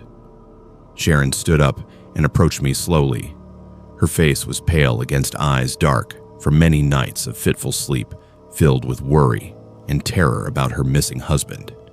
She moved closer until we were nearly eye to eye, then turned to face the giant wall map across from us, each green pin carefully positioned over our entrance points, sealing off potential movement beneath those artificial trails we thought we had discovered. For several minutes, neither of us moved or spoke. We just stood there staring at those pins, covering every possible access point we could find connecting water sources to underground tunnels capable of allowing human traffic. She finally broke the silence by asking me question most press reporters who covered park crimes asked at some point along investigations. Do you believe he is alive? I took a long, deep breath before responding, I have no idea. After several minutes pass, she seems resigned, as if she understands she will never know for sure where her husband went, or whether he is alive somewhere in some hidden part of this vast wilderness waiting for someone, for her, to find him. You think they are still out there, the people who are doing this, don't you? Yes. They will get him before we do. Probably. Will they kill him? No. Why not? She nods slowly, once then retreats away toward exit doors at opposite end where hallway leads toward parking lot, where her rental truck waits filled with clothes and supplies for indefinite stay until husband returns home safe and sound, or until they find his body buried beneath layers containing remnants originating from digestive systems capable of dissolving everything except bones, which gradually decay, rendering even skeletal remains unrecognizable, given enough time underwater where microorganisms flourish, despite lack sunlight needed for photosynthesis by organisms other than those adapted live, perpetually dark aquatic environments, otherwise known as chemosynthesis. By morning, nearly 20 more reports arrived, confirming continued abductions along marked trails still free from human obstruction or artificial structure, obstructing direct passage beneath dense forestation where predators roam freely, unimpeded by human interaction or artificial barriers designed prevent any living organism capable travel routes unknown, except possibly those directly aware. Such possibilities exist on perpetual basis, given modern technological advances, allowing satellite transmissions directly from orbiting spacecraft thousands miles above Earth, capable provide live feeds revealing precise coordinates within several yards, regardless distance from primary reference points established by governments around globe requiring continuous active transmission protocols rather than passive reception modes. Typical, those lacking dual-purpose applications, allowing simultaneous broadcast receive capabilities currently limited. Only direct line-sight considerations, given atmospheric conditions present within zone affected most adversely. Electromagnetic interference generated both naturally, solar activity, artificially, radio transmission towers. I analyzed evidence for the Alaska State Crime Lab for 12 years before I heard the recordings from the Girdwood case. Some sounds should not be possible to record because the people making them have been dead for decades. Working in audio forensics requires a particular kind of mindset, one that accepts the technical and rejects the supernatural, while simultaneously acknowledging that the human voice can capture truths that no visual medium ever could. The voice contains everything about a person: fear, deception, truth, malice, desperation. All of it flows through vocal cords and emerges as sound that can be captured, preserved, and analyzed. For 12 years, I listened to voices, confessions recorded by police interrogations, threats left on answering machines, final words captured on 911 calls. Everything that humans said to each other in moments of crisis or confession. I heard it, analyzed it, filed it away in databases organized by frequency, pitch, timbre, and pattern recognition algorithms sophisticated enough to match voices across different recordings made years or sometimes decades apart. The Girdwood case arrived on my desk on a Tuesday morning in October 2019. A hiker had recovered what appeared to be a damaged digital camera along a rarely used trail in the Chugach Mountains, above the small ski town of Girdwood. The camera had been exposed to weather for an indeterminate amount of time, but miraculously, the internal storage still contained data, video files, audio files. The camera belonged to a missing person named David Chen, who had disappeared during a solo hiking trip in March of that year. His family had reported him missing after he failed to return from a weekend excursion, and despite search and rescue efforts that lasted nearly a month, he had never been located. The recovery of his camera 2 years later sparked renewed interest in the case, and the police requested my analysis of the audio contained in the video files. I began processing the files immediately. The camera contained 4 separate video recordings, each lasting between 15 and 23 minutes. The quality was degraded by water exposure and time, but the audio track was largely intact. I extracted the audio from each video and began analyzing the voice patterns captured in the recordings. What I found disturbed me immediately. The recordings contained conversations between multiple people, speaking in voices I could compare against archived recordings from previous police investigations in Alaska. I recognized several of those voices instantly. One voice belonged to a woman named Rachel Morrison, who had disappeared from an Anchorage parking lot in 1996. Another voice matched recordings from a missing persons case dating back to 2003. A third voice matched a missing person from 2007. The audio was clear enough that I could make out words, conversations, discussions about survival, about being lost, about not knowing how long they had been in wherever they were being held. They were speaking as if they were alive at the time the recording was made, as if they were conscious and aware and present in that moment when David Chen had been recording audio with his camera. I brought my findings to Detective Sarah Mills, who had been assigned to oversee the Girdwood investigation.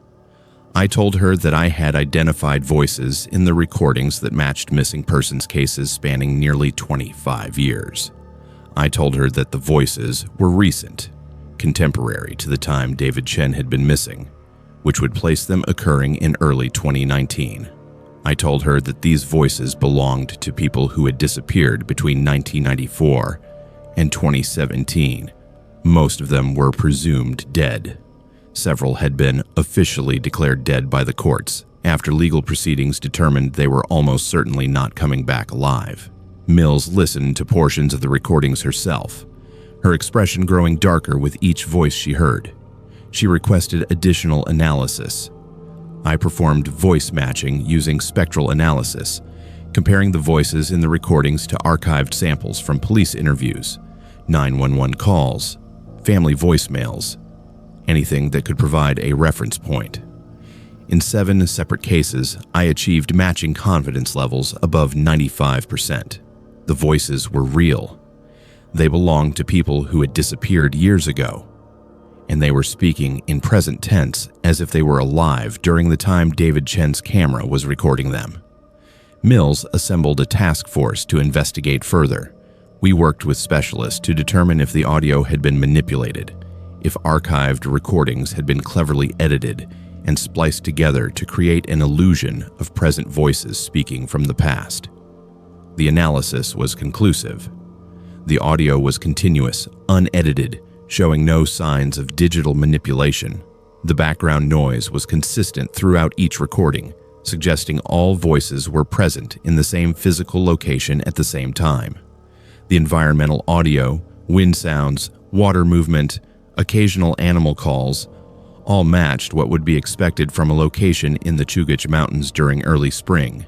The investigation expanded rapidly. Mills brought in the FBI and requested assistance from specialists in audio forensics who had worked on other high-profile cases. They conducted their own analyses and confirmed my findings. The voices were real. They had not been edited or manipulated. They belonged to missing persons. They were speaking in real time as if they were alive. Then came the most disturbing discovery. The timestamps embedded in the video files indicated they had been recorded on March 11, 2019, the day David Chen went missing. But the calendar date in the recording, visible briefly on a timestamp displayed in the video itself, showed March 11th, but the year read 2005.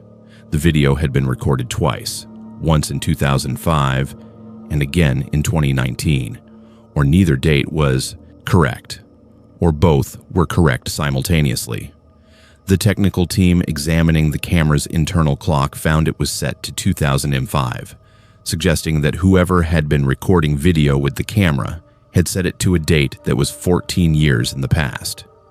I spent weeks analyzing those recordings, listening to the voices, documenting every word, transcribing conversations that ranged from lucid discussions about their situation to confused ramblings about time and location. One voice, belonging to Rachel Morrison, spoke repeatedly about the number 2005, saying over and over that it was 2005, that she did not understand how it could be 2005 when she knew she had disappeared in 1996.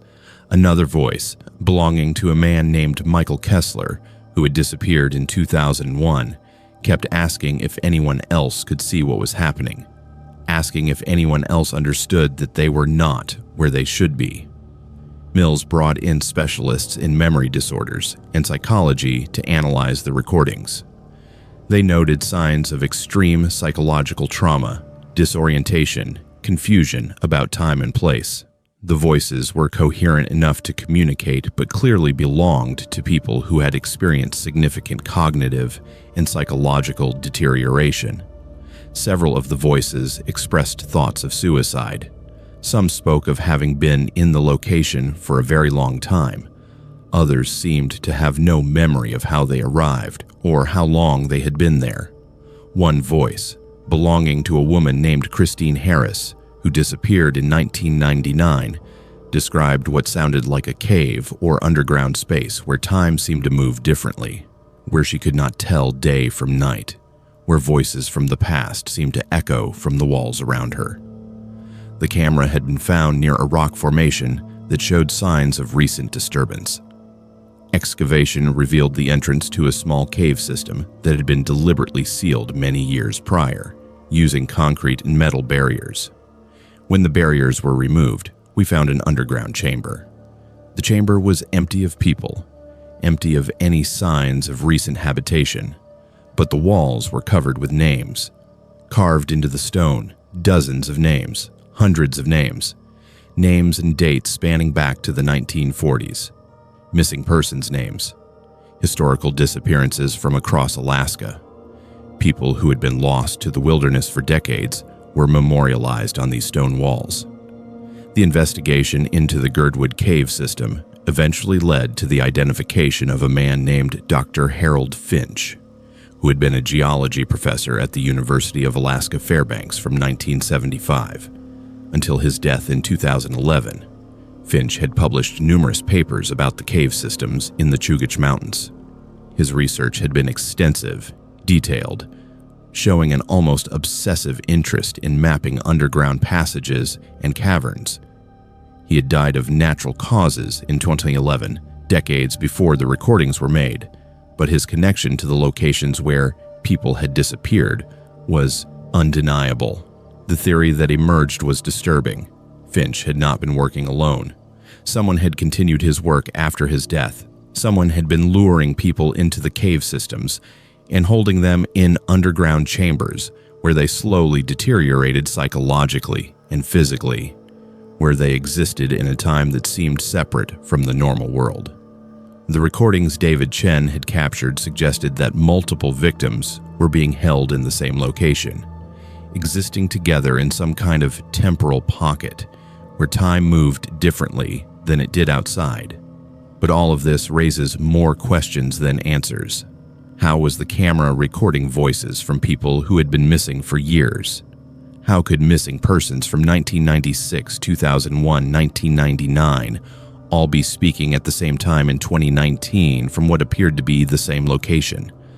How could the camera's clock be set to 2005? And yet the video files show a creation date of 2019. The official investigation concluded that the audio must have been manipulated somehow, that the camera had captured archived recordings of missing persons and presented them in a way that created an illusion of present voices speaking from the past. But I listened to those recordings hundreds of times. I analyzed every frequency, every harmonic, every acoustic property. The audio was not manipulated. It was real. It was genuine. It was impossible, but it was real. The cave system was sealed permanently using industrial-grade concrete. The interior was photographed extensively, and the names carved into the walls were documented and cross-referenced with missing persons cases. Of the 247 names documented, 189 matched actual disappearance cases. The remaining 58 could not be identified. Whether they represented other victims or were simply fictional names carved by someone with an obsessive interest in disappearances, the investigation could not determine. I left my job at the crime lab in 2020. I could not continue listening to voice recordings, knowing that some of them came from a place where time did not work the way it was supposed to. I could not analyze audio files without wondering if somewhere, in some underground cave system, more people were speaking their final words into the darkness, their voices being captured on some recording device that would eventually be discovered years or decades later, long after they had stopped speaking, long after they had ceased to exist in any form that the living world could comprehend. The recordings from David Chen's camera are archived in the secure facility at the Alaska State Crime Lab. They have been analyzed by dozens of specialists. No one has been able to explain them. No perpetrator has been identified or apprehended. The cave system in Girdwood remains sealed, and officially, the investigation is classified as unsolved. But I know what I heard in those recordings. I know that those voices were real. And I know that somewhere in Alaska, beneath the mountains and the forests, there are places where time does not flow the way it should, where missing persons exist in states that defy explanation, speaking words that echo across decades until finally, accidentally, someone finds the recording and the world briefly discovers what has been happening in the darkness all along.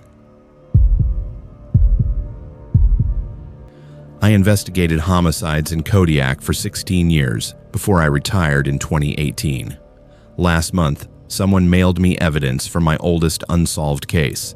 The postmark showed it was sent from inside the police station. Retirement from law enforcement is a peculiar thing. After years of waking up each morning knowing that somewhere in the world a killer was still walking free, after years of seeing the worst humanity has to offer, and trying to make sense of crimes that defied all logic, the transition to life where you are no longer responsible for those things can be both liberating and haunting. I should have been golfing in Florida, sitting on beaches, watching sunsets from retirement communities filled with people who had never seen the things I had seen. Instead, I found myself back in Kodiak, the place I had sworn I would never return to once I turned in my badge. Kodiak is beautiful. That is the first thing anyone who visits will tell you. It is one of those places where the air feels purer, where the sky stretches wider than it does anywhere else, where mountains rise from the ocean like giants frozen in time. It is where thousands of salmon spawn in rivers so full of life they seem to pulse with a purpose all their own. It is where bears fish in streams, their massive forms effortlessly catching silver bodies that fight and struggle against their fate. It is where you can stand on a rocky outcrop and watch whales breach the surface of the Pacific, their presence ancient and otherworldly. It is also, as I discovered early in my career, where some of the darkest crimes imaginable take place, where isolation breeds a special kind of desperation, and where nothing can hide what you have done when there is nowhere left to run. The first letter arrived in a plain brown envelope with no return address and Anchorage postmark. Inside was a stack of photographs, 14 in total. Black and white pictures of a woman I did not recognize. She was in her mid-20s, long dark hair falling around her shoulders, laughing at the camera in one image as if she had not a care in the world. In others, she sat quietly at what looked like a bar, holding a cigarette, her face half turned away. In one image, she was staring directly into the camera with a strange expression, as though daring whoever was holding it to take her picture. There was no note with the photographs, nothing to explain who she was or why her pictures were being sent to me all these years after my retirement. The next day, another envelope arrived. This one contained a transcript of an interrogation. The statement belonged to a man named Peter Harris, dated August 15, 1996, nearly 22 years before to the day I received the photographs. Peter had been arrested in July of that year after being caught breaking into a home in downtown Kodiak. In the course of questioning him about the burglary, detectives had discovered that the home belonged to a woman named Claudia Marsh, a woman who had been reported missing 2 months earlier. Peter Harris had confessed to taking Claudia's house keys during a chance encounter outside her workplace and returning later to rob her home in the middle of the afternoon while she was working. The interrogation transcript showed that Peter had been nervous, rambling, his statements inconsistent and contradictory. What caught my attention was not the burglary itself or Peter's confession to it. It was one line halfway through the transcript. "I swear I don't know what happened to Claudia. I didn't take anything else from that house except her keys. If someone did something to her, I don't know anything about it." The statement had been written off as irrelevant at the time, dismissed as the ramblings of a man desperate to convince police he had nothing to do with a missing persons case. When Claudia's body was found 5 months later, partially consumed by wildlife in a rocky ravine outside town, the case had been classified as an accidental death by exposure. No suspects were ever identified. No investigation was ever launched. Her death was attributed to hypothermia, likely brought on by wandering in the wrong direction during one of Kodiak's sudden storms. The investigation was closed within days of her body being identified. I spent 3 days reviewing every file related to the case. I pulled medical examiner reports, criminal history checks on anyone with a connection to Claudia or the neighborhood where she lived and worked. I asked neighbors about her relationships, her activities, her comings and goings in the months leading up to her disappearance. What I discovered was that Claudia Marsh, a 28-year-old dental hygienist, had lived quietly and contentedly with no known enemies or volatile relationships or suspicious connections. Her bank records showed routine spending patterns. Her social media displayed nothing out of the ordinary. She had attended a friend's wedding on the day before her disappearance, a fact confirmed by multiple witnesses. No one remembered anything unusual about her during that time. No arguments were reported between her and anyone attending the wedding. Her behavior was described as happy and relaxed. She seemed to everyone around her to be enjoying a typical evening out before what was supposed to have been a typical day at work. The medical examiner's report placed her time of death within 72 hours of her body being discovered. She had not had a meal in approximately 8 hours before she died. Analysis of her stomach contents confirmed what pathologists usually see in cases of death by exposure. Nothing. No sign of struggle evident on her body. No trauma to her hands, arms, or legs to indicate she had fought anyone. No defense wounds. Her broken ankle showed that she had fallen from a height of at least 15 feet onto sharp rocks that had pierced through her clothing, severing tendons, tearing skin, breaking bone. DNA under her fingernails belonged to her. Blood alcohol level was 0.04%. A toxicology screen detected traces of sedatives common to dental offices, prescribed medications for anxiety and depression she had been taking since 2005.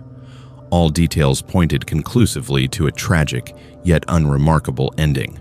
But something about this case had stuck with me since 1996. Something had bothered me since the first time I spoke with Claudia's parents, her co-workers, her friends. She had not been someone prone to poor decision-making or risk-taking. She had not been someone who wandered off trails or ventured into dangerous places without knowing where she was going or what she was doing. She was not someone who got lost walking home from work at 4 p.m. during the middle of the day.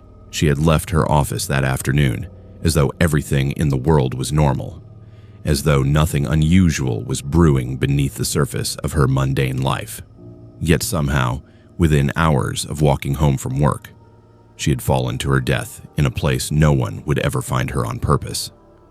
7 days passed between receiving that first envelope containing photographs and now 7 days. On the 8th day, I received a third envelope containing what appeared to be a copy of a police report filed against Peter Harris by a woman named Karen Jameson in September 1995. In her statement, Karen described being followed by a man matching Peter Harris's description as she walked home from school late one night in 1995. She told officers she had noticed someone watching her from across the street from the apartment building where she lived with her parents. She had pretended not to notice him at first and continued on her way, but when she turned to unlock her door, she realized he was standing directly behind her. He had forced himself inside behind her just enough for the door to lock behind them both before she screamed loud enough to wake her parents on the third floor. He fled when her parents came rushing downstairs with a baseball bat in one hand and a kitchen knife in the other. Karen identified Peter Harris in a photo lineup 2 days later. When officers went to Peter's place of employment to bring him in for questioning, they found he had quit his job the day before and was nowhere to be found in town. He had vanished without a trace. His belongings were still in his apartment. His car was still parked in his garage. The landlord said he had left an envelope with cash payment for the next month's rent on his kitchen table, with a note saying he had decided to travel for a while, but would be back before his lease expired in October. He never returned. Kodiak police opened an investigation and issued an arrest warrant for breaking and entering and attempted kidnapping charges related to the Karen Jamison incident. But he was never caught. Peter Harris remains at large to this day. Another day passed. A seventh envelope arrived with no postmark and no return address. Inside were 2 yellowed newspaper clippings from the Anchorage Daily News dated March 1995. The first had been torn in half, leaving only a partial headline visible. The rest of the article was missing. The second article focused on a local politician accused of rape during an overnight business trip to Seattle. The man had confessed under pressure from detectives interrogating him at the police station late one night after his victim finally came forward with her story of assault to her family members.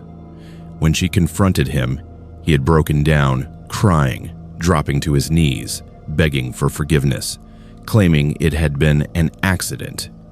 He had never meant to hurt anyone. He had been drinking heavily that night and could not remember what happened after he woke up next morning, next to her on the bed, where she had said no over and over again, but was not strong enough to stop him from pushing his hands into her hair and pulling her back towards him until she lay limp against the bedspread, praying for it to be over so she could crawl away and escape this man who called himself her friend. A 9th envelope arrived 2 days ago, this one containing a new photograph of Peter Harris. It was an 8x10 portrait taken in prison. He looked exactly the same after 22 years behind bars. Thinning hair, an unkempt beard that reached nearly to his chest, eyes cold and empty as ever. The only difference in his appearance was that now he wore the orange jumpsuit of someone serving life without parole in the Arizona state prison system for multiple counts of kidnapping, rape, and murder involving young women across several states dating back to 1995. The photograph had been accompanied by an article from the Phoenix Tribune detailing his sentencing, which was handed down by Judge Marvin Myers after a jury of 7 men and 5 women found him guilty of abducting 6 young women from various parks and shopping centers over a period spanning 20 years while he lived under an assumed name in Phoenix, Arizona. That is when I realized what had been sent to me so meticulously over these past 2 weeks. What I initially believed to be random clippings were, in fact, a deliberate reconstruction of an investigation into Claudia Marsh's disappearance that had never happened. The person mailing these to me was laying out a case against Peter Harris for her murder, step by step and piece by piece, using archived clippings from other cases involving him. Clippings from earlier investigations Peter Harris had been connected with over 2 decades ago, before he began taking victims across state lines and vanishing each time as quickly as he would appear in their lives, unannounced but never forgotten by those left behind. I knew then what I had to do. I drove out of town early that morning along Kodiak's only road toward Bear Valley Trail, where my GPS showed coordinates leading to a remote campsite nestled deep into forest land 3 miles off paved road. When I arrived at sunrise 2 hours later, I found the campsite exactly as it had been described, but there was no sign of anyone else around. Everything lay untouched, like it had been left behind by visitors expecting to return any moment now but never did. No sign of struggle. No indication anyone else had been there recently, except tire tracks leading up dirt path, then disappearing behind dense fir trees, growing close together, obscuring any view of what lay deeper inside. As I stood alone, listening only birdsong, and wind-rustling leaves above my head beneath gray sky, threatening rain at any moment. Now I knew this would be where someone would finally find Claudia Marsh's remains. She would be lying under leaves, covered by branches broken beneath someone's weight, just days after her death.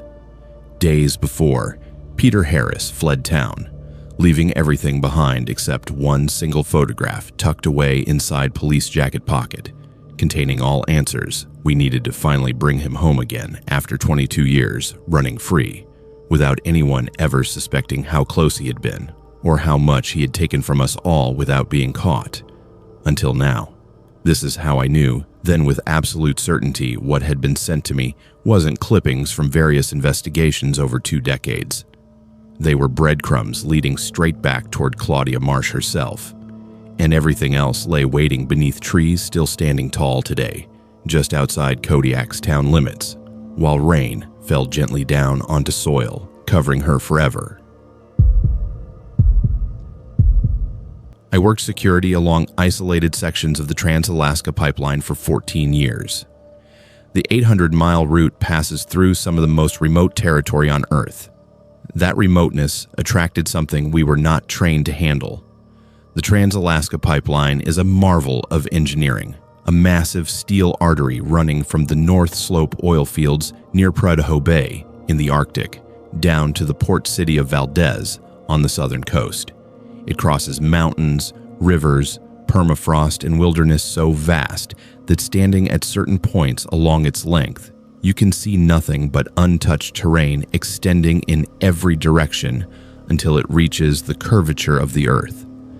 I maintained security along a 60-mile section of pipe that ran through the Grayling Mountains, a region so isolated that the nearest town was 90 miles away and required a helicopter to reach reliably during winter months. My job was straightforward in theory. Monitor the pipeline for signs of tampering or unauthorized access, respond to maintenance alarms, verify that only authorized personnel had access to pump stations and valve complexes scattered along the route. In 14 years, I'd only had to respond to genuine incidents perhaps a dozen times. Most of the alarms were false, triggered by ice forming on sensors during winter or minor equipment malfunctions that resolved themselves. It was routine work, boring work, the kind of job that required constant vigilance but provided almost nothing to be vigilant about. That monotony ended in March 2016 when the alarms started going off at places they should never have gone off. The first incident involved a pump station located 47 miles north of my base. An unauthorized access alarm registered at 2:34 a.m. on a Tuesday morning. The system showed someone had bypassed the electronic lock on the service entrance and had been inside the station for approximately 8 minutes before the alarm triggered.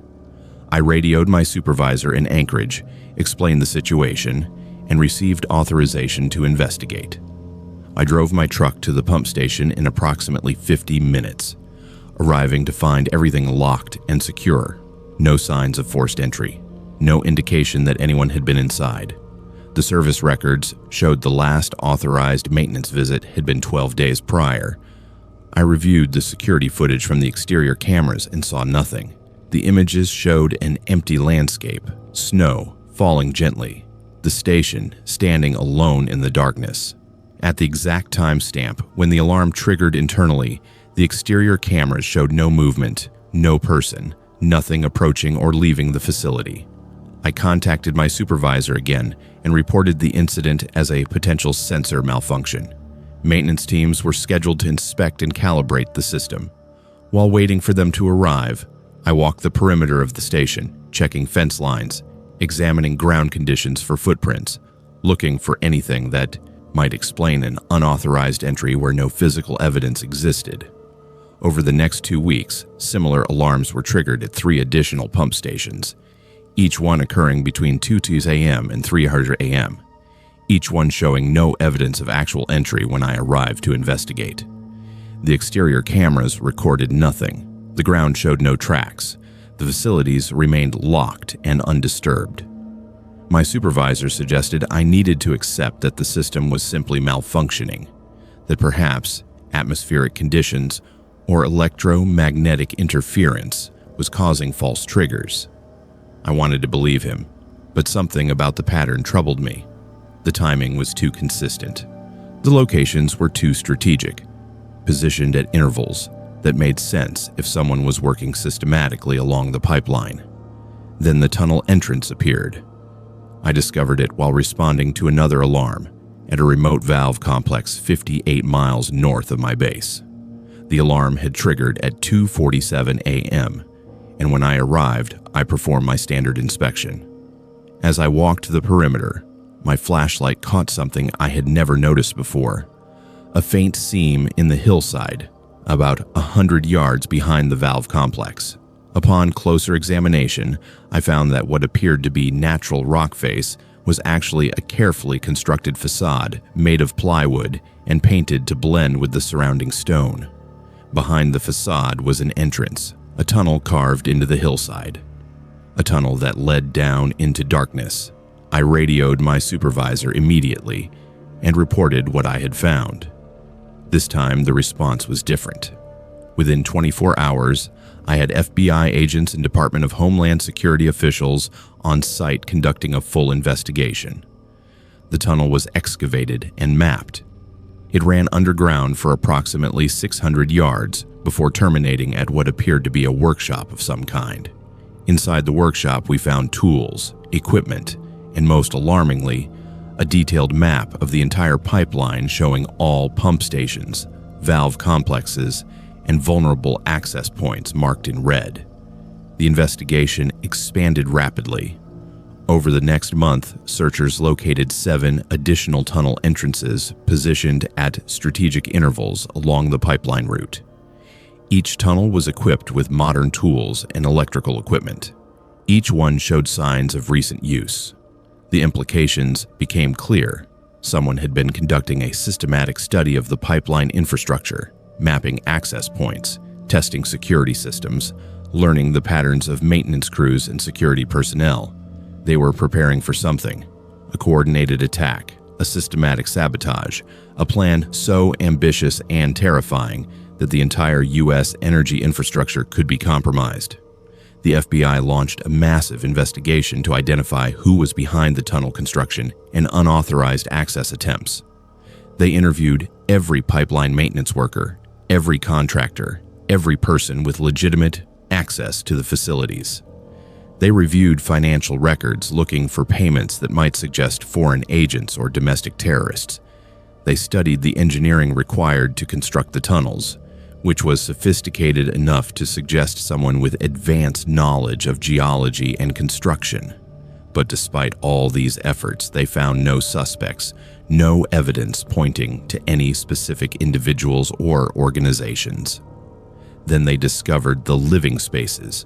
Inside 3 of the tunnels, 40 yards or more below ground, were chambers that had been converted into habitations: sleeping bags, water storage, food supplies, propane heaters, evidence that someone had been living inside these underground spaces for extended periods.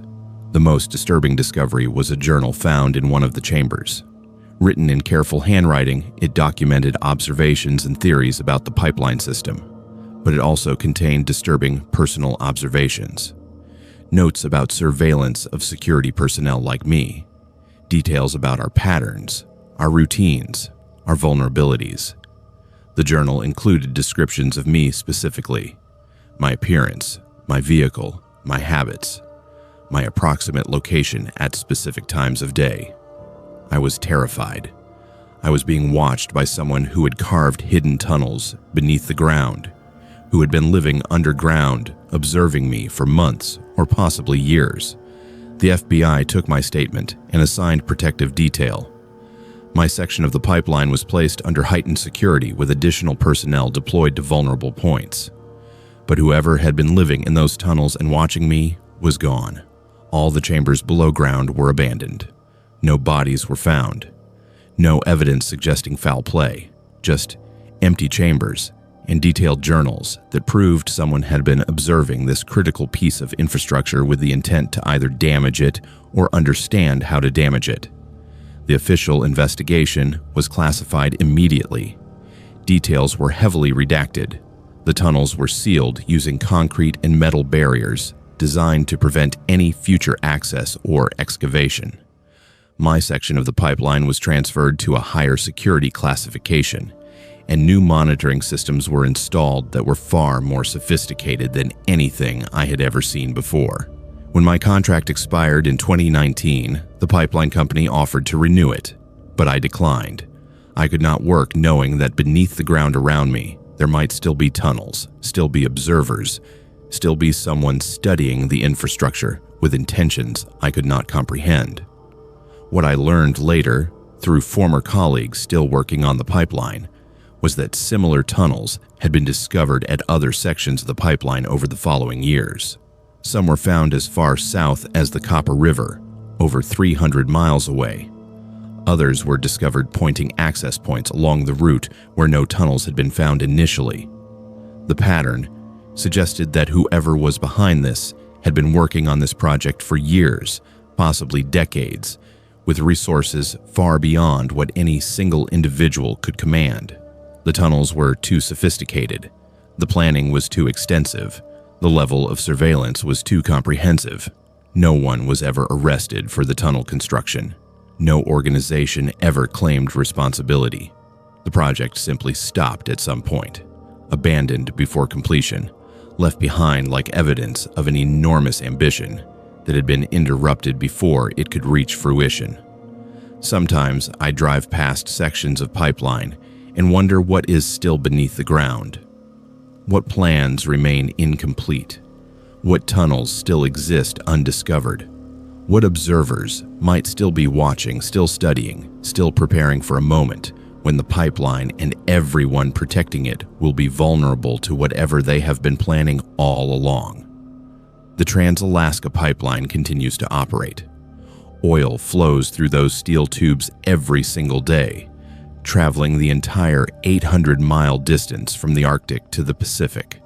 But I will never forget standing in that tunnel, shining my flashlight into the darkness, realizing that someone had built this infrastructure specifically to study me, specifically to understand our security procedures, specifically to prepare for something terrible that we prevented by accident when I discovered the tunnel facade that had been carefully designed to remain hidden forever. I patrolled the Alaska Highway between Tok and the Canadian border for 9 years. That stretch of road sees maybe 20 vehicles a day in winter, but one rest stop kept showing fresh tire tracks every single morning, even when no cars had passed. The Alaska Highway is one of those roads that most people only experience in travel documentaries or extreme adventure shows. It runs 1,122 miles from British Columbia through Yukon Territory and into Alaska, connecting Dawson Creek to Delta Junction, through some of the most remote and unforgiving territory on the North American continent. The section I patrolled was the 260 miles between Tok and the Canadian border, a stretch that winds through boreal forest, crosses mountain passes, and passes through small communities so remote that most people have never heard of them. My job was straightforward: enforce traffic laws, respond to vehicle breakdowns, assist stranded travelers, and monitor rest stops and pullouts to ensure public safety. Most days involved long stretches of driving along empty highway with nothing but the forest on either side and the sky stretching endlessly ahead. The weather was variable and frequently brutal. Winter temperatures regularly dropped to negative 40 degrees. Summer brought mosquitoes so thick they could obscure your vision if you were not careful. The highway itself was maintained reasonably well during peak seasons, but winter travel was always a risk. People who drove that highway understood the stakes. You were many miles from help if something went wrong. A breakdown, an accident, an unexpected weather event. Any of these things could become life-threatening if you were not prepared. There was a rest stop located 47 miles north of Talk, a small pull-out area with a wooden outhouse, a picnic table, and a parking area big enough for 3 or 4 vehicles. Most people either skipped the rest stop or used it only during daylight hours when the likelihood of encountering bears or other wildlife was minimal. The stop was not well maintained by any standard. The outhouse was often frozen during winter, rendering it useless. The picnic table was weathered and splintered from years of exposure to harsh elements. The parking area was nothing more than an unmarked area where vegetation had been compressed by vehicle tires over many years until only bare dirt and gravel remained. I began noticing fresh tire tracks in that parking area during the winter of 2015. The pattern was unusual. The tracks appeared overnight despite the fact that the highway remained closed to through traffic during severe weather events. Sections of the Alaska Highway are closed during winter due to hazardous conditions, particularly mountain passes, where snowfall and winds combine to create conditions too dangerous for safe travel. When those closures were in effect, no vehicles should be using the rest stop. Yet every morning, new tire tracks appeared. I began documenting the phenomenon. Every morning, I would drive to the rest stop and photograph the parking area, measuring the depth of snow, comparing the tracks to the previous day, noting any patterns or variations. The tracks were always fresh, made within 12 hours of when I arrived to photograph them. The vehicles appeared to be mid-sized, likely SUVs or trucks based on the tire width and track pattern. Multiple vehicles were making visits, I determined after careful analysis of track patterns. At least 3 different vehicles based on tire size variations. I expanded my surveillance. I began driving to the rest stop multiple times per day, varying my arrival times, hoping to catch whoever was using the facility during closure periods. I brought night vision equipment and spent entire nights monitoring the parking area from a hidden location in the forest. Nothing. The vehicles seemed to arrive only when I was not present. The tracks told the story, but I never saw the vehicles or the people driving them. After 2 months of fruitless surveillance, I brought in additional officers and enlisted help from the Royal Canadian Mounted Police, who patrol the Canadian side of the border. We set up a more sophisticated monitoring system. Motion-activated cameras were placed at the rest stop, wired to send images to our patrol office. Trail cameras were positioned in the surrounding forest to capture any approach routes. We expected to finally catch whoever was using the rest stop illegally during highway closures. The equipment captured nothing useful. The cameras at the rest stop showed only empty parking areas. No vehicles appeared in any of the recorded footage. Yet the tire tracks continued to appear. Every morning, without fail, fresh tracks would be present.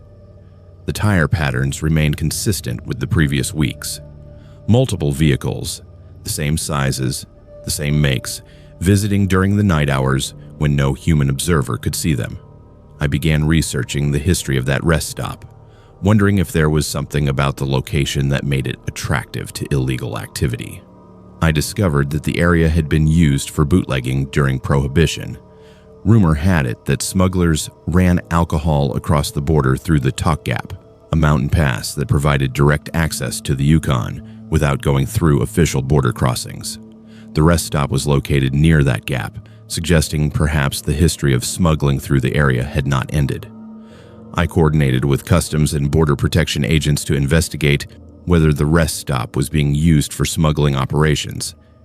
They conducted surveillance of their own, focusing on the Canadian side of the border.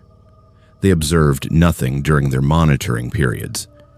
Yet the tire tracks continued to appear at the American side rest stop with metronomic regularity. Then I discovered something that changed my understanding of the situation entirely. One morning, instead of simply photographing the tire tracks, I followed them. The tracks did not simply arrive at the rest stop and leave. They extended from the parking area into the surrounding forest. I put on my snowshoes and followed the tracks, moving carefully through thick spruce and pine trees. The tracks led deeper into the forest, away from the highway, toward the mountains. I followed the tracks for 3 miles through wilderness. The trail led to a small valley hidden from the highway by a ridge of rock and dense forest. In the valley, I found something I was not prepared for. There was a small compound. 5 buildings arranged in a rough circle around a central area. The buildings appeared to be made from salvaged materials, plywood and metal siding, camouflaged with branches and snow. Tire tracks surrounded the compound, parking areas where multiple vehicles had been stationed. The whole operation was built to be invisible from the highway, accessed only through the narrow trail I had followed through the forest. I radioed for backup immediately and waited for additional officers to arrive. When they did, we approached the compound cautiously. The buildings appeared abandoned, no smoke rising from the chimneys, no signs of recent activity except for the tire tracks I had followed. We discovered the buildings were unlocked. Inside, we found evidence of habitation: sleeping bags, food supplies, a small kitchen area set up in one building, a workshop in another building containing tools and equipment. But what we found most disturbing was in the central building. Maps, dozens of maps covering every wall. Maps of Alaska, maps of Canada, maps of the United States.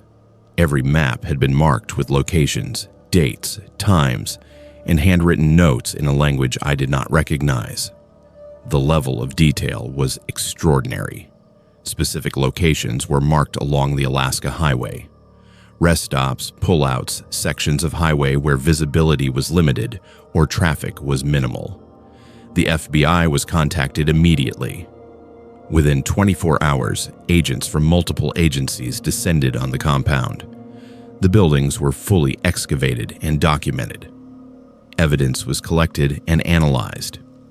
What we eventually discovered was that the compound had been used for coordinating human trafficking operations across the Alaska-Canada border.